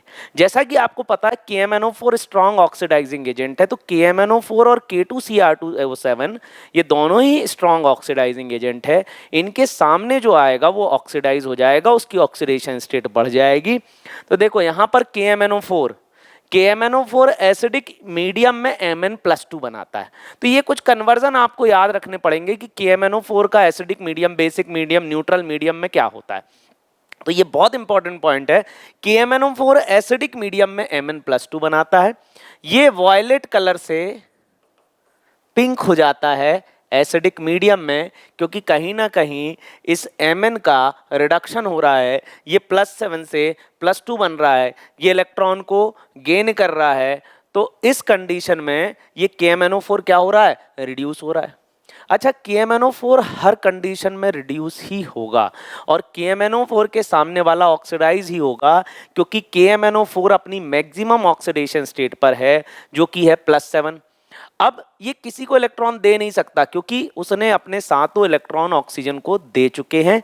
अब वो सिर्फ और सिर्फ रिड्यूस होगा, जो उसके सामने आएगा वो उसको ऑक्सीडाइज कर देगा और उससे इलेक्ट्रॉन ले लेगा। तो KMnO4 एसिडिक मीडियम में Mn+2 बनाता है, ये आपको याद रखना है। मतलब कहीं ना कहीं ये +7 से +2 जा रहा है, मतलब ये 5 इलेक्ट्रॉन ले रहा है एसिडिक मीडियम में। वहीं बेसिक मीडियम में +7 से +6, तो ये 1 इलेक्ट्रॉन ले रहा है। KMnO4 +7 से +4, तो ये 3 इलेक्ट्रॉन ले रहा है अल्कलाइन मीडियम में या न्यूट्रल मीडियम में। वहीं Cr2O7-2 एसिडिक मीडियम में Cr+3 बनाता है। इंपॉर्टेंट बात यह है, यहाँ Cr2 है तो यहाँ ट्वाइस लगा लो, एक क्रोमियम पे चार्ज +6 है तो 2 क्रोमियम पे चार्ज +12 होगा। वहीं एक क्रोमियम पे चार्ज +3 है तो 2 पर होगा +6, तो यहाँ पर डिफरेंस आ जाएगा 6 का, मतलब Cr2O7-2 6 इलेक्ट्रॉन यहाँ पर गेन कर रहा है। तो अब देखो बैलेंसिंग के क्या नियम है। सबसे पहला राइट स्केलेटल इक्वेशन, तो KMnO4 हमेशा रिड्यूस होने वाला है। तो देखो एक प्रोडक्ट आपको मिल गया है, KMnO4 एसिडिक मीडियम में Mn+2 बनाता है, यही बार बार पूछा जाएगा और ज़्यादातर इक्वेशन इसी पर बेस्ड आएंगी कि एसिडिक मीडियम में ये बनाएगा। तो देखो एक प्रोडक्ट हमें मिल गया। मैं पहली बात कर रहा हूँ स्केलेटल इक्वेशन लिखने की। स्केलेटल इक्वेशन मतलब कि आपके पास प्रोडक्ट भी लिखे हुए होने चाहिए। तो यहाँ पर MnO4 माइनस एसिडिक मीडियम में Mn+2 बनाएगा। अगर एसिडिक मीडियम दे दिया तो Mn+2 आपको राइट हैंड साइड पे लिखना है। Find oxidation state of each element, her element की ऑक्सीडेशन स्टेट निकालते आनी ही चाहिए। अच्छा, बैलेंसिंग का सबसे मैं इंपॉर्टेंट आपको बात बता दूं, हम रिएक्शन बैलेंस नहीं करते, हम इलेक्ट्रॉन बैलेंस करते हैं। फिर से सुनना मेरी बात, हम रिएक्शन बैलेंस नहीं करते, हम इलेक्ट्रॉन बैलेंस करेंगे और इलेक्ट्रॉन बैलेंस करने के बाद रिएक्शन अपने आप बैलेंस हो जाएगी। तो पूरे उसमें क्वेश्चंस में हमें यही करना है कि सबसे पहले हमें इलेक्ट्रॉन कैसे बैलेंस करने। अब इलेक्ट्रॉन बैलेंस करने के लिए हमें ऑक्सीडेशन स्टेट निकालनी पड़ेगी, फिर चेंज इन ऑक्सीडेशन स्टेट निकालेंगे और फिर उसके बाद हम इलेक्ट्रॉन बैलेंस करेंगे। और इलेक्ट्रॉन बैलेंस करने के बाद ऑक्सीजन को हम वाटर से बैलेंस कर देंगे और हाइड्रोजन को हम बैलेंस कर देंगे लास्ट में। तो एक क्वेश्चन करके देखते हैं इसका, balance the following redox reaction. जैसा कि मैंने आपको बताया था MnO4 माइनस और एसिडिक मीडियम, तो क्या बन जाएगा Mn+2।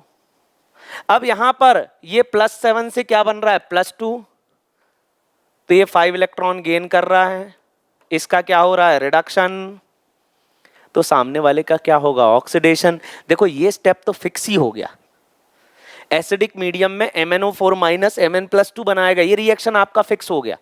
अब Fe+2 अगर आयरन का ऑक्सीडेशन होगा तो +2 +3 तक जा सकता है, +4 नहीं जा सकता। तो ये भी फिक्स है कि भाई ये Fe+3 जाएगा मैक्सिमम। अब ध्यान से मेरी बात सुनना, 1 मोल KMnO4 क्या बोलता है, 1 मोल KMnO4 बोलता है मुझे 5 इलेक्ट्रॉन चाहिए Mn+2 बनने के लिए। तो वो Fe+2 से बोलता है कि भाई तुम कितने इलेक्ट्रॉन दे सकते हो। Fe+2 ने बोला मैं Fe+2 से +3 बन सकता हूं, मैं सिर्फ 1 इलेक्ट्रॉन दे सकता हूं। तो KMnO4 ने बोला मुझे 5 इलेक्ट्रॉन की जरूरत है, ऐसा करो तुम लोग 5 लोग हो जाओ और तुम 5 मिलकर मेरे को 5 इलेक्ट्रॉन दे दो, तो हमारे इलेक्ट्रॉन बैलेंस हो जाएंगे। तो इस तरीके से हमने क्या किया, सबसे पहले ऑक्सीडेशन स्टेट निकाली। देखो यहाँ MnO4 माइनस में Mn की ऑक्सीडेशन स्टेट +7 है, ये +7 से +2, यहाँ डिफरेंस इन ऑक्सीडेशन स्टेट हो गया 5, ये +2 से क्या हो गई +3, तो यहाँ डिफरेंस हो गया 1 का, इंटू 5 कर दोगे तो यहाँ पर ये 5 इलेक्ट्रॉन ले रहा है, ये 5 इलेक्ट्रॉन दे रहा है, तो यहाँ पर चेंज इन ऑक्सीडेशन स्टेट हो गया 5 इलेक्ट्रॉन्स। अब इसके बाद हमें ऑक्सीजन बैलेंस करना है। देखो भाई यहाँ ऑक्सीजन कितने हैं 4, तो यहाँ पर ये हो जाएगा 4H2O, ये हो गया ऑक्सीजन बैलेंस। और 4 2 जा 8 हाइड्रोजन बैलेंस करना है, तो यहाँ हम लिख सकते हैं +8H पॉजिटिव। तो फाइनल इक्वेशन लिख देते हैं बैलेंस करके, MnO4 minus 5Fe+2 8H positive, Mn+2 5Fe+3 plus 4H2O। तो ये रिएक्शन हमारी हो गई बैलेंस।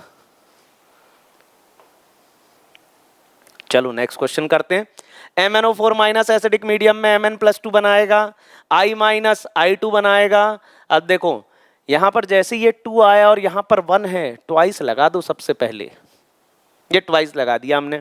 अब देखो यहाँ पर ऑक्सीडेशन स्टेट +7 से क्या है +2 है, तो यहाँ पर डिफरेंस 5 इलेक्ट्रॉन का। ये -2 से क्या हो गया 0 है, तो यहाँ पर 2 इलेक्ट्रॉन का। देखो एक आयोडीन पे चार्ज -1 है और I2 अपने मॉलिक्यूलर स्टेट में है, तो इसकी ऑक्सीडेशन स्टेट 0 है। जैसे I2, H2, O2, N2 इन सब की 0 होगी। तो वैसे ही I- मतलब एक आयोडीन पे चार्ज -1 था, -1 से 0 हो गया, तो यहाँ पर दो आयोडीन को मिला के चार्ज -2 हुआ, -2 से 0 हो गया, तो कहीं ना कहीं इसने 2 इलेक्ट्रॉन दिए। अब देखो एक MnO4 बोल रहा है मुझे 5 इलेक्ट्रॉन चाहिए, और I- ये I2 बोल रहा है कि मैं 2 इलेक्ट्रॉन दे सकता हूं।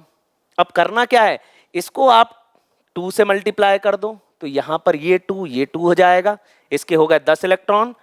अब इसको 5 से मल्टीप्लाई कर दो, तो ये इंटू 5 कर देना और ये इंटू 5 कर देना। देखो इलेक्ट्रॉन बैलेंस हो गए, मैंने पहले ही बोला था अपन को इलेक्ट्रॉन बैलेंस करना है। ये देखो इलेक्ट्रॉन बैलेंस हो गए, 10 इलेक्ट्रॉन 10 इलेक्ट्रॉन हो गए।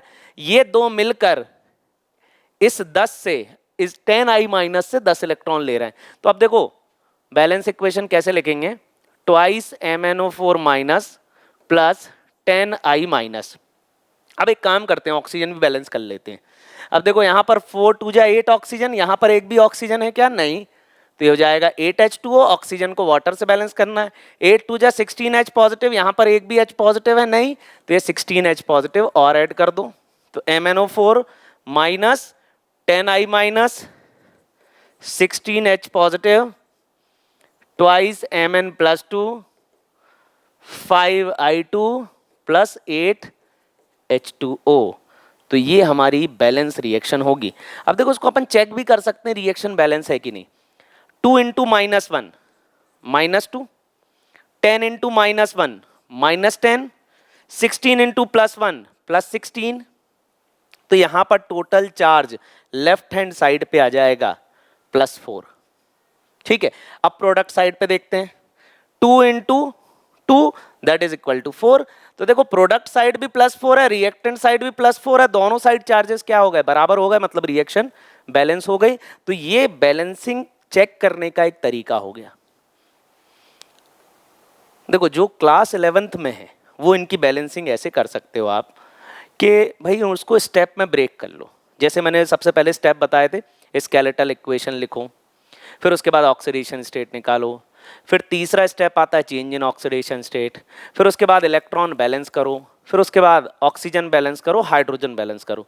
तो जब आपका क्लास 11th में जो थ्योरेटिकल या बोर्ड एग्जाम होंगे आपके, तो जो 11th की जो आपकी स्कूल लेवल की एग्जाम होनी है, तो उसमें आपको ये स्टेप वाइज करना है, 5 स्टेप 6 स्टेप आपको करके दिखाना है और स्टेप का नाम भी ऊपर लिखना है। क्या ये चैप्टर आपका 12th में भी आता है, रेडॉक्स रिएक्शन? रेडॉक्स रिएक्शन का कुछ पोर्शन जो बैलेंसिंग वाला है वो D and F block class 12th में भी आता है, और ये बैलेंसिंग जो है ये आपको टाइट्रेशन में भी काम आएगी। तो कहीं ना कहीं ये जो KMnO4 K2Cr2O7 है ये आपके प्रैक्टिकल के टाइट्रेशन में भी कवर होता है, तो बहुत इंपॉर्टेंट टॉपिक है ये KMnO4। अब ये ऑक्सैलिक एसिड क्लास 12th के प्रैक्टिकल में जरूर आता है, ठीक है, मैक्सिमम पेपर्स में आपको KMnO4 और ऑक्सैलिक एसिड का टाइट्रेशन दिख जाएगा। तो KMnO4 एसिडिक मीडियम में Mn+2 बनाता है और ऑक्सैलिक एसिड C2O4-2 ये CO2 बनाता है। ठीक है, अब देखो यहां पर ऑक्सीडेशन स्टेट +7 से +2, डिफरेंस कितने का हो जाएगा, +5 का। चलो ऑक्सलेट आयन C2O4-2 में इसकी ऑक्सीडेशन स्टेट निकालते हैं कार्बन की, 2x + 4 into -2 equal to -2, 2x - 8 equal to -2, 2x equal to -2 + 8। तो यहाँ 2x क्या हो जाएगा +6, तो x क्या हो जाएगा +3। तो यहाँ एक कार्बन पे चार्ज हो गया +3, तो 2 पर कितना हो जाएगा +6। वैसे ही अब देखो यहाँ C2 था तो अपन पहले ही ट्वाइस लगा देते हैं। अब इस कार्बन पे चार्ज क्या हो गया +4, देखो कैसे, CO2 इस कार्बन पे निकालना है, x + 2 into -2 equal to 0, x - 4 equal to 0, x equal to +4। तो यहाँ पर एक पे चार्ज +4, तो 2 पर क्या हो जाएगा +8। तो ये +6 से +8 तो यहाँ पर 2 इलेक्ट्रॉन का ट्रांसफर हुआ है। 2 कार्बन, देखो एक कार्बन पे चार्ज +3, तो 2 पर क्या हुआ +6। मैंने CO2 लिखा था, मैंने उसको तुरंत क्या करा, पहले ट्वाइस से मल्टीप्लाई किया। पहले स्केलेटल इक्वेशन में हर एलिमेंट बैलेंस होना चाहिए, तो यहाँ C2 था इसलिए मैंने CO2 के आगे ट्वाइस लगाया। अब देखो 2 कार्बन पे चार्ज क्या हुआ +6, यहाँ पर 2 पर क्या हो जाएगा +8, तो दोनों कार्बन की वजह से डिफरेंस 2 इलेक्ट्रॉन का आया। ये 5 इलेक्ट्रॉन ले रहा है, ये 2 इलेक्ट्रॉन दे रहा है। क्रॉस मल्टीप्लाई कर दो, इसको कर दो 2 से मल्टीप्लाई, ये 2 ये 2 और इसको कर दो 5 से मल्टीप्लाई। मुझे इलेक्ट्रॉन बैलेंस करना है। ये देखो ये हो गई इक्वेशन बैलेंस। अब ऑक्सीजन बैलेंस करने हैं, 5 4 जा 20 और ये 5 2 जा 10 हो जाएगा और 10 2 जा फिर 20, तो 20 ऑक्सीजन इसके गए। अब देखो 4 2 जा 8 ऑक्सीजन यहाँ एक्स्ट्रा है। अब क्या करूं मैं, यहाँ पे 8 वाटर ऐड कर दूं ऑक्सीजन बैलेंस करने के लिए, और 8 2 जा 16, तो यहाँ 16H पॉजिटिव लिख दूं। ठीक है, अब चलो इस इक्वेशन को, बैलेंस इक्वेशन को, फाइनल बैलेंस इक्वेशन को अपन लिखते हैं।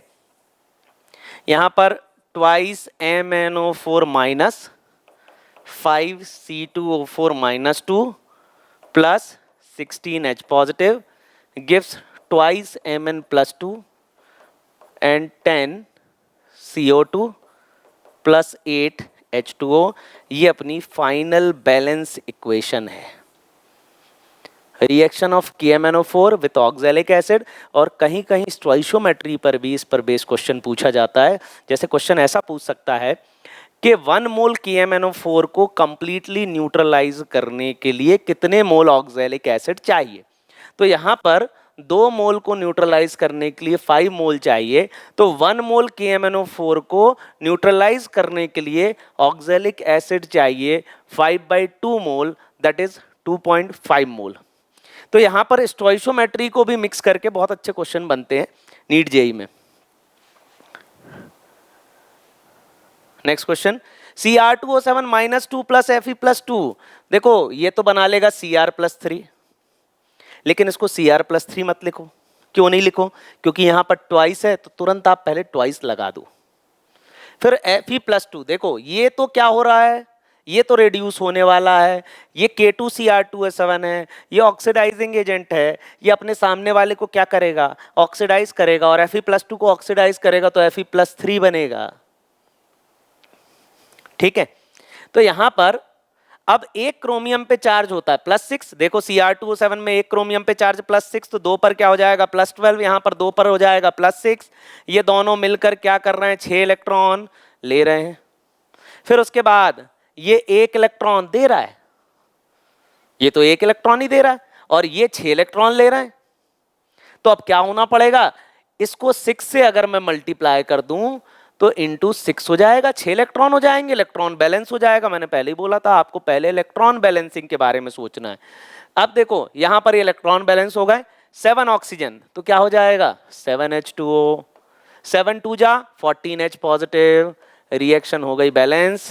Cr2O7 minus 2 plus 14H positive plus 6 Fe+2 gives 2 Cr+3, 6 Fe+3 plus 7 H2O। तो ये हमने रिएक्शन बैलेंस कर ली। Next, Cr2O7 minus 2 plus SO2, ये तो Cr+3 बनने वाला ट्वाइस। अब SO2 ऑक्सीडाइज होके सीधा फाइनली सल्फेट बनेगा SO4-2। ठीक है, ये आपको याद रखना, सल्फेट ज़्यादा स्टेबल है तो डायरेक्टली सल्फेट बनेगा SO2 से। अब यहाँ पर एक क्रोमियम पे चार्ज +6, तो 2 पर हो गया +12, और यहाँ पर 2 पर हो गया +6, तो ये क्या लेगा, ये भाई 6 इलेक्ट्रॉन गेन कर रहा है, इसका रिडक्शन हो रहा है। SO2 में सल्फर की ऑक्सीडेशन स्टेट +4 है, और यहाँ पर क्या है +6 है, डिफरेंस आ जाएगा 2 इलेक्ट्रॉन्स का। अब यहाँ 6 है, यहाँ 2 है, हमें तो इलेक्ट्रॉन ही बैलेंस करना है, इसको बस 3 से मल्टीप्लाई कर दो, रिएक्शन बैलेंस हो जाएगी। ये देखो हमने 3 से मल्टीप्लाई कर दिया तो इलेक्ट्रॉन बैलेंस हो गए। अब हमें बैलेंस करने ऑक्सीजन, 4 3 जा 12 और 3 2 जा 6 और 6 और 7 13, तो वहां पर 12 है और यहां पर 13 ऑक्सीजन है, तो यहां पर ये हो गया H2O। और यहां पर 2 हाइड्रोजन है और यहां पर एक भी नहीं है, तो यहां हो जाएगा 2H पॉजिटिव। तो यहां पर हो जाएगा Cr2O7 -2 plus 2H positive 3SO2 acidic medium में 2Cr plus 3 thrice SO4 -2 plus water.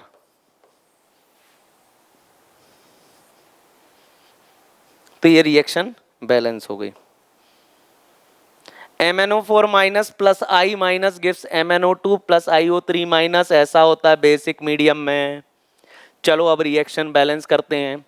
यहां पर इसकी ऑक्सीडेशन स्टेट +7 से +4, डिफरेंस आएगा 3 का, ये 3 इलेक्ट्रॉन गेन कर रहा है। और I माइनस की ऑक्सीडेशन स्टेट -1 है, और यहां पर इस आयोडीन की ऑक्सीडेशन स्टेट में X मान लेता हूं, X + 3, एक ऑक्सीजन पे charge -2 equal to -1। Basic medium में I माइनस IO3 माइनस बनाता है, और बेसिक मीडियम, बेसिक मतलब कहीं ना कहीं अल्कलाइन मीडियम है या स्लाइटली बेसिक है, तभी MnO4 माइनस MnO2 में कन्वर्ट हो रहा है। तो यहां पर x - 6 equal to -1, x equal to -1 + 6, x equal to +5। तो यहां पर आयोडीन की ऑक्सीडेशन स्टेट है +5 और यहां पर ये -1। अब -1 से +5, तो डिफरेंस कितने का आएगा? डिफरेंस आएगा 6 इलेक्ट्रॉन का। तो यहां पर ये 6 इलेक्ट्रॉन दे रहा है और ये 3 इलेक्ट्रॉन ले रहा है, तो यहां पर कहीं ना कहीं मुझे इसे 2 से मल्टीप्लाई करना पड़ेगा। तो 2 से मल्टीप्लाई करते ही इलेक्ट्रॉन हो जाएगा बैलेंस। अब ऑक्सीजन बैलेंस करते हैं। 2 × 2 = 4, 5 6 7, और यहां पर 4 × 2 = 8, यहां पर 8 ऑक्सीजन है, यहां 7 है, तो अब यहां पर एक वाटर ऐड कर देते हैं। अब बात करते हैं हाइड्रोजन की। यहां पर 2 हाइड्रोजन है, H2O की फॉर्म में 2 हाइड्रोजन है, तो मैं यहां पर क्या ऐड कर दूंगा? यहां पर ऐड कर दूंगा 2H पॉजिटिव। लेकिन अभी रिएक्शन बैलेंस नहीं हुई। क्यों नहीं हुई? क्योंकि एक इक्वेशन में अगर मैं बोलूं कि बेसिक मीडियम है और ये इक्वेशन लिखूं तो इसमें H पॉजिटिव नहीं आएगा, इसमें OH निगेटिव आएगा। तो जितने भी H पॉजिटिव हैं उतने OH निगेटिव आप रिएक्शन के दोनों साइड ऐड कर दो, ताकि H पॉजिटिव ना रहे, क्योंकि मीडियम बेसिक है, वहां H पॉजिटिव नहीं मिलने वाला। तो अब ऐसा करते हैं, इसमें 2OH निगेटिव ऐड कर देता हूं और यहां पर भी 2OH निगेटिव ऐड कर देता हूं। अब देखो H पॉजिटिव और OH निगेटिव मिलकर वाटर बनाएंगे, तो यहां पर 2 मोल वाटर बन जाएगा, यहां पर 2 मोल वाटर बन जाएगा, और ये जो वाटर है ये यहां आकर इससे माइनस हो जाएगा। चलो जरा इक्वेशन लिखते हैं। ट्वाइस MnO4 माइनस, अभी मैं 2 मोल वाटर लिख दे रहा हूं यहां, I minus gives twice MnO2 plus IO3 minus plus water plus 2OH negative, ये इक्वेशन हुई। अब ये जो वाटर है ये जाके यहां से इससे माइनस हो जाएगा, तो सिर्फ H2O बचेगा। तो twice MnO4 minus plus H2O plus I minus twice MnO2 plus IO3 minus plus twice OH negative. तो ये हमारे पास हो गई फाइनल रिएक्शन जो कि बैलेंस्ड है, और ये हमने पूरी बैलेंसिंग देख ली और बैलेंसिंग के टाइप्स भी देख लिए।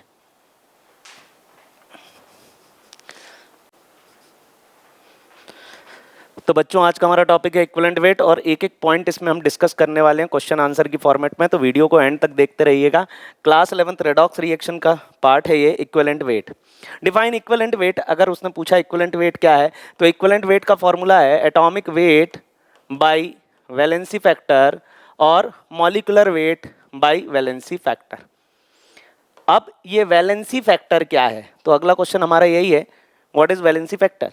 अब वैलेंसी फैक्टर को हम कैसे डिटरमाइन कर सकते हैं? वैलेंसी फैक्टर को निकालने के 3 तरीके हैं। सबसे पहला है ऑक्सीडेशन स्टेट। अब जैसे मैं बात करूं ऑक्सीडेशन स्टेट की, मैंने कहा सोडियम की ऑक्सीडेशन स्टेट +1, मैग्नीशियम की +2, एल्यूमिनियम की +3। 1 से 20 तक एलिमेंट आप याद कर लो और उनकी ऑक्सीडेशन स्टेट भी याद कर लो। अगर याद नहीं है तो एक सिंपल सी ट्रिक है, 1 से 20 तक जितने भी एलिमेंट हैं वो इलेक्ट्रॉन देकर या लेकर इनर्ट गैस जैसा बनना चाहते हैं। जितने इलेक्ट्रॉन देकर वो पास वाली इनर्ट गैस जैसा बनेंगे वो उसकी ऑक्सीडेशन स्टेट है, या जितने इलेक्ट्रॉन लेकर वो इनर्ट गैस जैसा बनेंगे वो उसकी ऑक्सीडेशन स्टेट है। अगर इलेक्ट्रॉन लेंगे तो वो निगेटिव होंगे, एनायन बनाएंगे, वहीं इलेक्ट्रॉन देंगे तो पॉजिटिव होंगे, कैटायन बनाएंगे। अब बात करें सोडियम की, सोडियम का एटॉमिक नंबर 11 है, इसमें 11 इलेक्ट्रॉन हैं, 11 प्रोटॉन हैं। सोडियम का कॉन्फ़िगरेशन हो जाएगा 281। सोडियम अगर एक इलेक्ट्रॉन दे दे तो किसके जैसा बन जाएगा? नियॉन जैसा बन जाएगा, उसका कॉन्फ़िगरेशन स्टेबल हो जाएगा, इनर्ट गैस कॉन्फ़िगरेशन अटेन कर लेगा। इसलिए सोडियम की ऑक्सीडेशन स्टेट होगी +1, वो एक इलेक्ट्रॉन दे के नियॉन जैसा बनना चाहता है। वहीं हम बात करें कैल्शियम की, कैल्शियम का एटॉमिक नंबर 20। अगर ये इनर्ट गैस जैसा बनना चाहता है तो इसको 288 आर्गन का कॉन्फ़िगरेशन अटेन करना पड़ेगा। तो कहीं ना कहीं कैल्शियम की ऑक्सीडेशन स्टेट है +2। अब इसके बाद कुछ ऑक्सीडेशन स्टेट आपको याद रखनी पड़ेगी, जैसे जिंक, जिंक +2 होती है हमेशा। कॉपर, कॉपर +1 एंड +2 दोनों होती है। जैसे क्यूपरस हमने बोला, क्यूपरस बोला तो कॉपर +1, क्यूपरिक बोला तो कॉपर +2। वैसे ही अब जैसे क्लोराइड बोला तो क्लोराइड -1 हो जाएगा, तो इसका वैलेंसी फैक्टर 1 ही होगा। अगर प्लस में है माइनस में है, वैलेंसी फैक्टर हमको उसका मैग्नीट्यूड ही लेना है। अब जैसे ऑक्साइड बोले तो उसका वैलेंसी फैक्टर 2 हो जाएगा। तो जो ऑक्सीडेशन स्टेट है एलिमेंट की वो उसका वैलेंसी फैक्टर है। तो वैलेंसी फैक्टर निकालने का पहला तरीका हो गया कि आप ऑक्सीडेशन स्टेट निकाल दो। जो ऑक्सीडेशन स्टेट है वो वैलेंसी फैक्टर है। फिर उसके बाद number of H positive given by acid, एक एसिड कितने हाइड्रोजन आयन देगा वो भी उसका वैलेंसी फैक्टर है। जैसे HCl, HCl कितने हाइड्रोजन आयन देगा? उसके पास एक ही हाइड्रोजन है, एक ही देगा तो वैलेंसी फैक्टर होगा 1। वहीं HNO3 का वैलेंसी फैक्टर 1। वहीं अगर उसने बोला H2SO4 का वैलेंसी फैक्टर तो H2SO4 2 हाइड्रोजन आयन दे सकता है, इसका वैलेंसी फैक्टर हो गया 2। वैसे ही अगर उसने बोला ऑक्सैलिक एसिड, तो ऑक्सैलिक एसिड इंपॉर्टेंट है, इसका वैलेंसी फैक्टर, इसका फॉर्मूला आपको पता होना चाहिए, COOH, COOH, ये 2 हाइड्रोजन आयन देगा तो इसका वैलेंसी फैक्टर हो जाएगा 2। H3PO4 फॉस्फोरिक एसिड, इसका वैलेंसी फैक्टर है 3। H3PO3 इसका वैलेंसी फैक्टर होता है 2 और H3PO2 इसका वैलेंसी फैक्टर होता है 1। अब समझना ऐसा क्यों होता है। जैसे H3PO4 की हम बात करें, P double bond OH OH OH, ये H3PO4 है। जो ऑक्सीजन हाइड्रोजन से जुड़ा है या जो हाइड्रोजन ऑक्सीजन से जुड़ा है वो H पॉजिटिव बन के निकल जाएगा। क्यों? क्योंकि ऑक्सीजन इलेक्ट्रोनेगेटिव है, वो इसी इंटेंशन से जुड़ा है कि हाइड्रोजन का इलेक्ट्रॉन एक दिन छीन लेगा। तो अगर कोई ऑक्सीजन हाइड्रोजन के साथ जुड़ा है तो वो हाइड्रोजन H पॉजिटिव बन के निकल जाएगा। तो H3PO4 में का वैलेंसी फैक्टर हो जाएगा 3। फॉस्फोरिक एसिड का वैलेंसी फैक्टर हो जाएगा 3, ये 3 हाइड्रोजन आयन देगा। लेकिन अगर हम बात करें H3PO3 की तो इसमें से एक ऑक्सीजन हमें कम करना पड़ेगा। चलो इसमें से एक ऑक्सीजन हटा देते हैं और अब देखते हैं इसका वैलेंसी फैक्टर। ये देखो, एक ऑक्सीजन कम कर दिया। अब मैं बात कर रहा हूं H3PO3 फॉस्फोरस एसिड की, तो ये 2 हाइड्रोजन आयन ही देगा, तो इसका वैलेंसी फैक्टर क्या हो जाएगा? 2 हो जाएगा। तो जरूरी नहीं जितने हाइड्रोजन आयन दिख रहे हैं वो उतने ही डोनेट करेगा। तो यहां पर H3PO3 इस फॉस्फोरस एसिड का वैलेंसी फैक्टर होता है 2। फिर उसके बाद H3PO2, इसमें से एक ऑक्सीजन और कम हो जाएगा। आप एक ऑक्सीजन और हटा दोगे तो यहां पर क्या बचने वाला है? यहां पर केवल एक हाइड्रोजन देने वाला है, तो इसका वैलेंसी फैक्टर हो जाएगा 1। फिर उसके बाद change in oxidation state.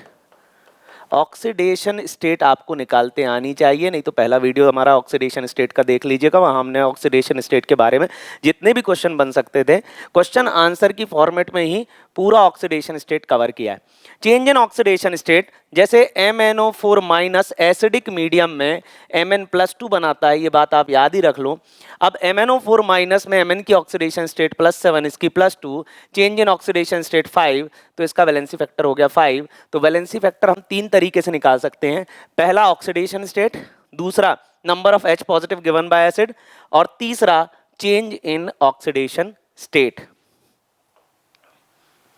Find the equivalent weight of oxalic acid. अब देखो इंपॉर्टेंट बात है इक्विवेलेंट वेट की वैलेंसी फैक्टर। इक्विवेलेंट वेट होता है एटॉमिक वेट और molecular weight divided by valency factor.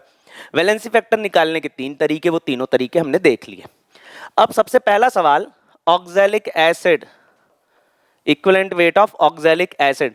देखो यहां पर ऑक्सैलिक एसिड बोला है, अगर क्रिस्टलाइन बोलता तो मैं ट्वाइस 2H2O लेता। अगर वो बोलता क्रिस्टलाइन ऑक्सैलिक एसिड तो मैं ट्वाइस H2O लेता। उसने सिर्फ ऑक्सैलिक एसिड बोला है, मतलब मैं इसको एनहाइड्रस ही मानूंगा। मैं इसको यहां से हटा देता हूं। तो ये ऑक्सैलिक एसिड का फॉर्मूला हो गया। इससे मैं मॉलिक्यूलर वेट निकाल लेता हूं। COOH, इसका मास आएगा 45 और इसका भी होगा 45, तो ये हो जाएगा 90। तो molecular weight of oxalic acid is 90। अब इसका वैलेंसी फैक्टर क्या है? ये 2 हाइड्रोजन आयन दे सकता है, जैसा कि हमने पहले देखा था। तो वैलेंसी फैक्टर हो गया 2। तो इक्विवेलेंट वेट क्या हो जाएगा ऑक्सैलिक एसिड का, molecular weight by valency factor, तो 90/2, तो ये हो जाएगा 45। What is the unit of equivalent weight? देखो इक्विवेलेंट वेट होता है molecular weight by valency factor. Valency factor की कोई यूनिट नहीं होती, और मॉलिक्यूलर वेट की यूनिट होती है AMU या ग्राम पर मोल। तो आप इसको AMU या U या ग्राम पर मोल लिख सकते हो, दोनों ही इसकी यूनिट है। सल्फ्यूरिक एसिड, सल्फ्यूरिक एसिड होता है H2SO4। सल्फ्यूरिक एसिड का मॉलिक्यूलर वेट लिख लेते हैं, मॉलिक्यूलर वेट होता है 98। ये आपको निकालते आना चाहिए। 1 से 20 तक के एलिमेंट जो है उनके एटॉमिक मासेस याद होने चाहिए, और उनके एटॉमिक मासेस को ऐड करके हमने मॉलिक्यूलर वेट निकाला है। वैलेंसी फैक्टर ये हो गया 2। तो अब इक्विवेलेंट वेट निकालना है, तो इक्विवेलेंट वेट होगा molecular weight 98 by valency factor 2, that is equal to 49 AMU या U। Next question, phosphoric acid H3PO4, इसका मॉलिक्यूलर वेट निकालते हैं। हाइड्रोजन का एटॉमिक मास 1 होता है, फास्फोरस होता है 31, और ऑक्सीजन का होता है 16, एंड 16 4 जा होता है 64, 64 65 66 67 68 68 एंड 30 98। तो ये इसका मॉलिक्यूलर वेट हो गया H3PO4 का। इसका वैलेंसी फैक्टर कितना हो जाएगा? 3 हाइड्रोजन आयन देगा ये, तो इसका वैलेंसी फैक्टर हो गया 3। तो इसका इक्विवेलेंट वेट हो जाएगा 98/3। तो ये 3 3 जा 9, 3 2 जा 6, 3 6 जा 18 AMU, 32.6 AMU। Nitric acid HNO3। अब देखो यहां पर हम मॉलिक्यूलर वेट की बात करें HNO3 की, तो HNO3 का मॉलिक्यूलर वेट हो जाएगा 63 और वैलेंसी फैक्टर हो जाएगा 1। तो इसका इक्विवेलेंट वेट होगा 63/1। What is the equivalent weight of Ca in CaCl2? अब देखो कैल्शियम की ऑक्सीडेशन स्टेट यहां +2 है। कैल्शियम का एटॉमिक वेट होता है 40 डिवाइडेड बाय वैलेंसी फैक्टर 2, तो यहां पर इसका इक्विवेलेंट वेट हो जाएगा 20। जिंक इन ZnSO4, जिंक का एटॉमिक वेट होता है 65 और यहां इसका वैलेंसी फैक्टर है 2, तो ये 65/2, 2 3 जा 6, 2 2 जा 4 एंड 32.5 सॉरी 5 AMU या U।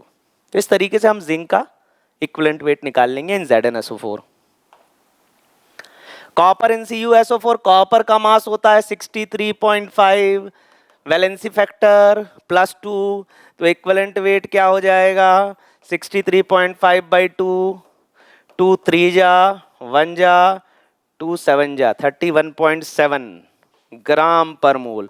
जो मॉलिक्यूलर वेट, जो एटॉमिक वेट की यूनिट है, वो ही इक्विवेलेंट वेट की यूनिट है। सिल्वर, सिल्वर का मास आपको याद रखना पड़ेगा 108, और यहां पर सिल्वर की ऑक्सीडेशन स्टेट +1 है। क्यों? नाइट्रेट की -1 है, नाइट्रेट -1 होता है। ऐसे ही तो हमने यहाँ पे निकाली सल्फेट -2, तो कॉपर +2।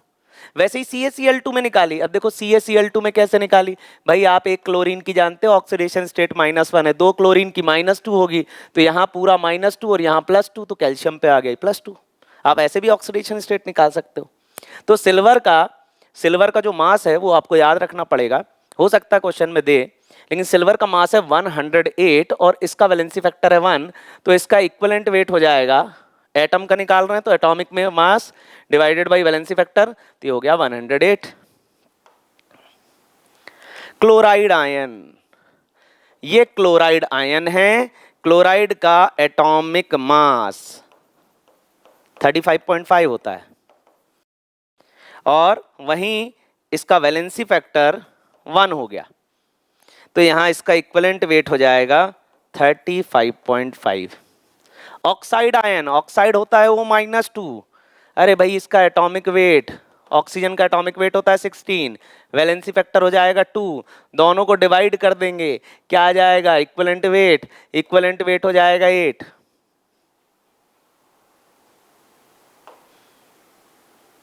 बहुत अच्छा क्वेश्चन है। KMnO4 का इक्विवेलेंट वेट क्या है एसिडिक मीडियम?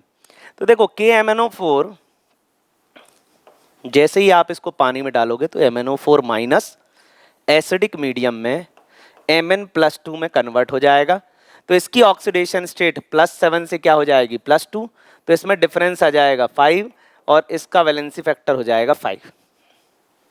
तो यहाँ पर MnO4 में Mn की ऑक्सीडेशन स्टेट +7, यहाँ +2, तो डिफरेंस हो जाएगा 5, तो इसका वैलेंसी फैक्टर हो गया 5। अब इक्विवेलेंट वेट देखो, आपको ये याद रखना पड़ेगा कि MnO4 एसिडिक मीडियम में Mn+2 बनाता है, कि MnO4 बेसिक मीडियम में MnO4-2 बनाता है, और इनकी ऑक्सीडेशन स्टेट आपको निकालते आनी चाहिए। अब इसकी तो +2 दे रखी है, MnO4 माइनस की कैसे निकालना है देख लो, एक बार मैं बता देता हूं। MnO4 माइनस Mn की x, Mn की निकालना है, +4 ऑक्सीजन की -2 होती है और इस कॉम्प्लेक्स पे चार्ज इक्वल टू -1 है, तो ये देखो x - 8 equal to -1, x equal to -1 +8, x equal to +7, तो KMnO4 में Mn की ऑक्सीडेशन स्टेट क्या है +7, तो +7 से हो गई +2, तो difference in oxidation state 5, valency factor 5। तो इक्विवेलेंट वेट क्या होता है?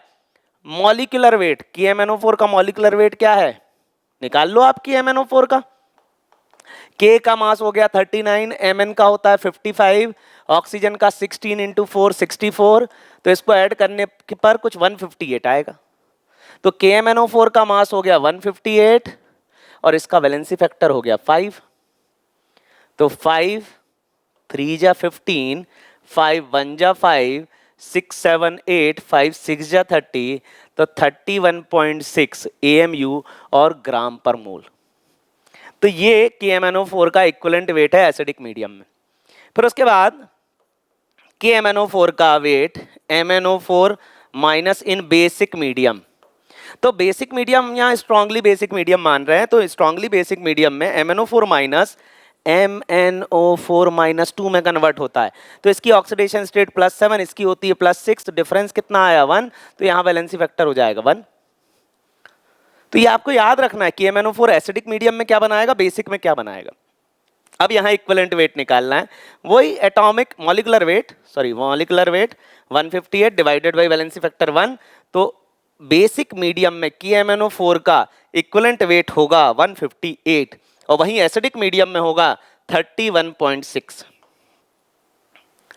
KMnO4 in alkaline medium, MnO4 minus in alkaline, alkaline मतलब स्लाइटली बेसिक मीडियम में MnO4 माइनस MnO2 बनाता है, और यहाँ +7 से +4, तो डिफरेंस आ जाता है 3 का, तो यहाँ वैलेंसी फैक्टर हो जाएगा 3, तो हम यहाँ पर निकालेंगे इक्विवेलेंट वेट।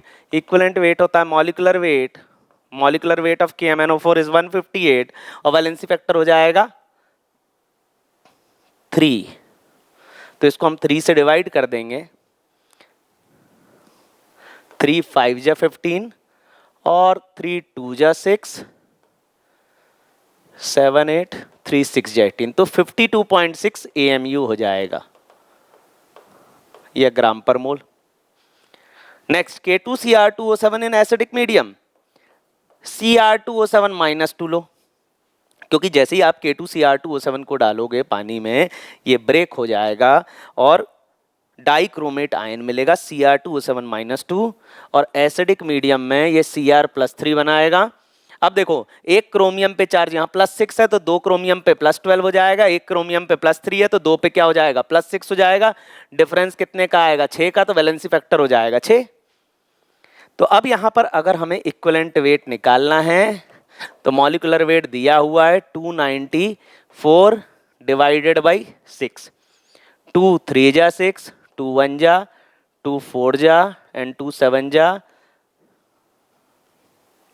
3 4 जा 12 एंड 27, तो 3 9 जा 27, तो 49 ग्राम पर मोल K2Cr2O7 का इक्विवेलेंट वेट होगा एसिडिक मीडियम में। तो हमें ये इक्विवेलेंट वेट कैसे निकालना है, इसमें हमें ये याद रखना पड़ेगा कि एसिडिक मीडियम में MnO4 माइनस Mn+2 बनाता है, बेसिक मीडियम में ये MnO4 -2 बनाता है, अल्कलाइन मीडियम में या न्यूट्रल मीडियम में ये MnO2 बनाता है।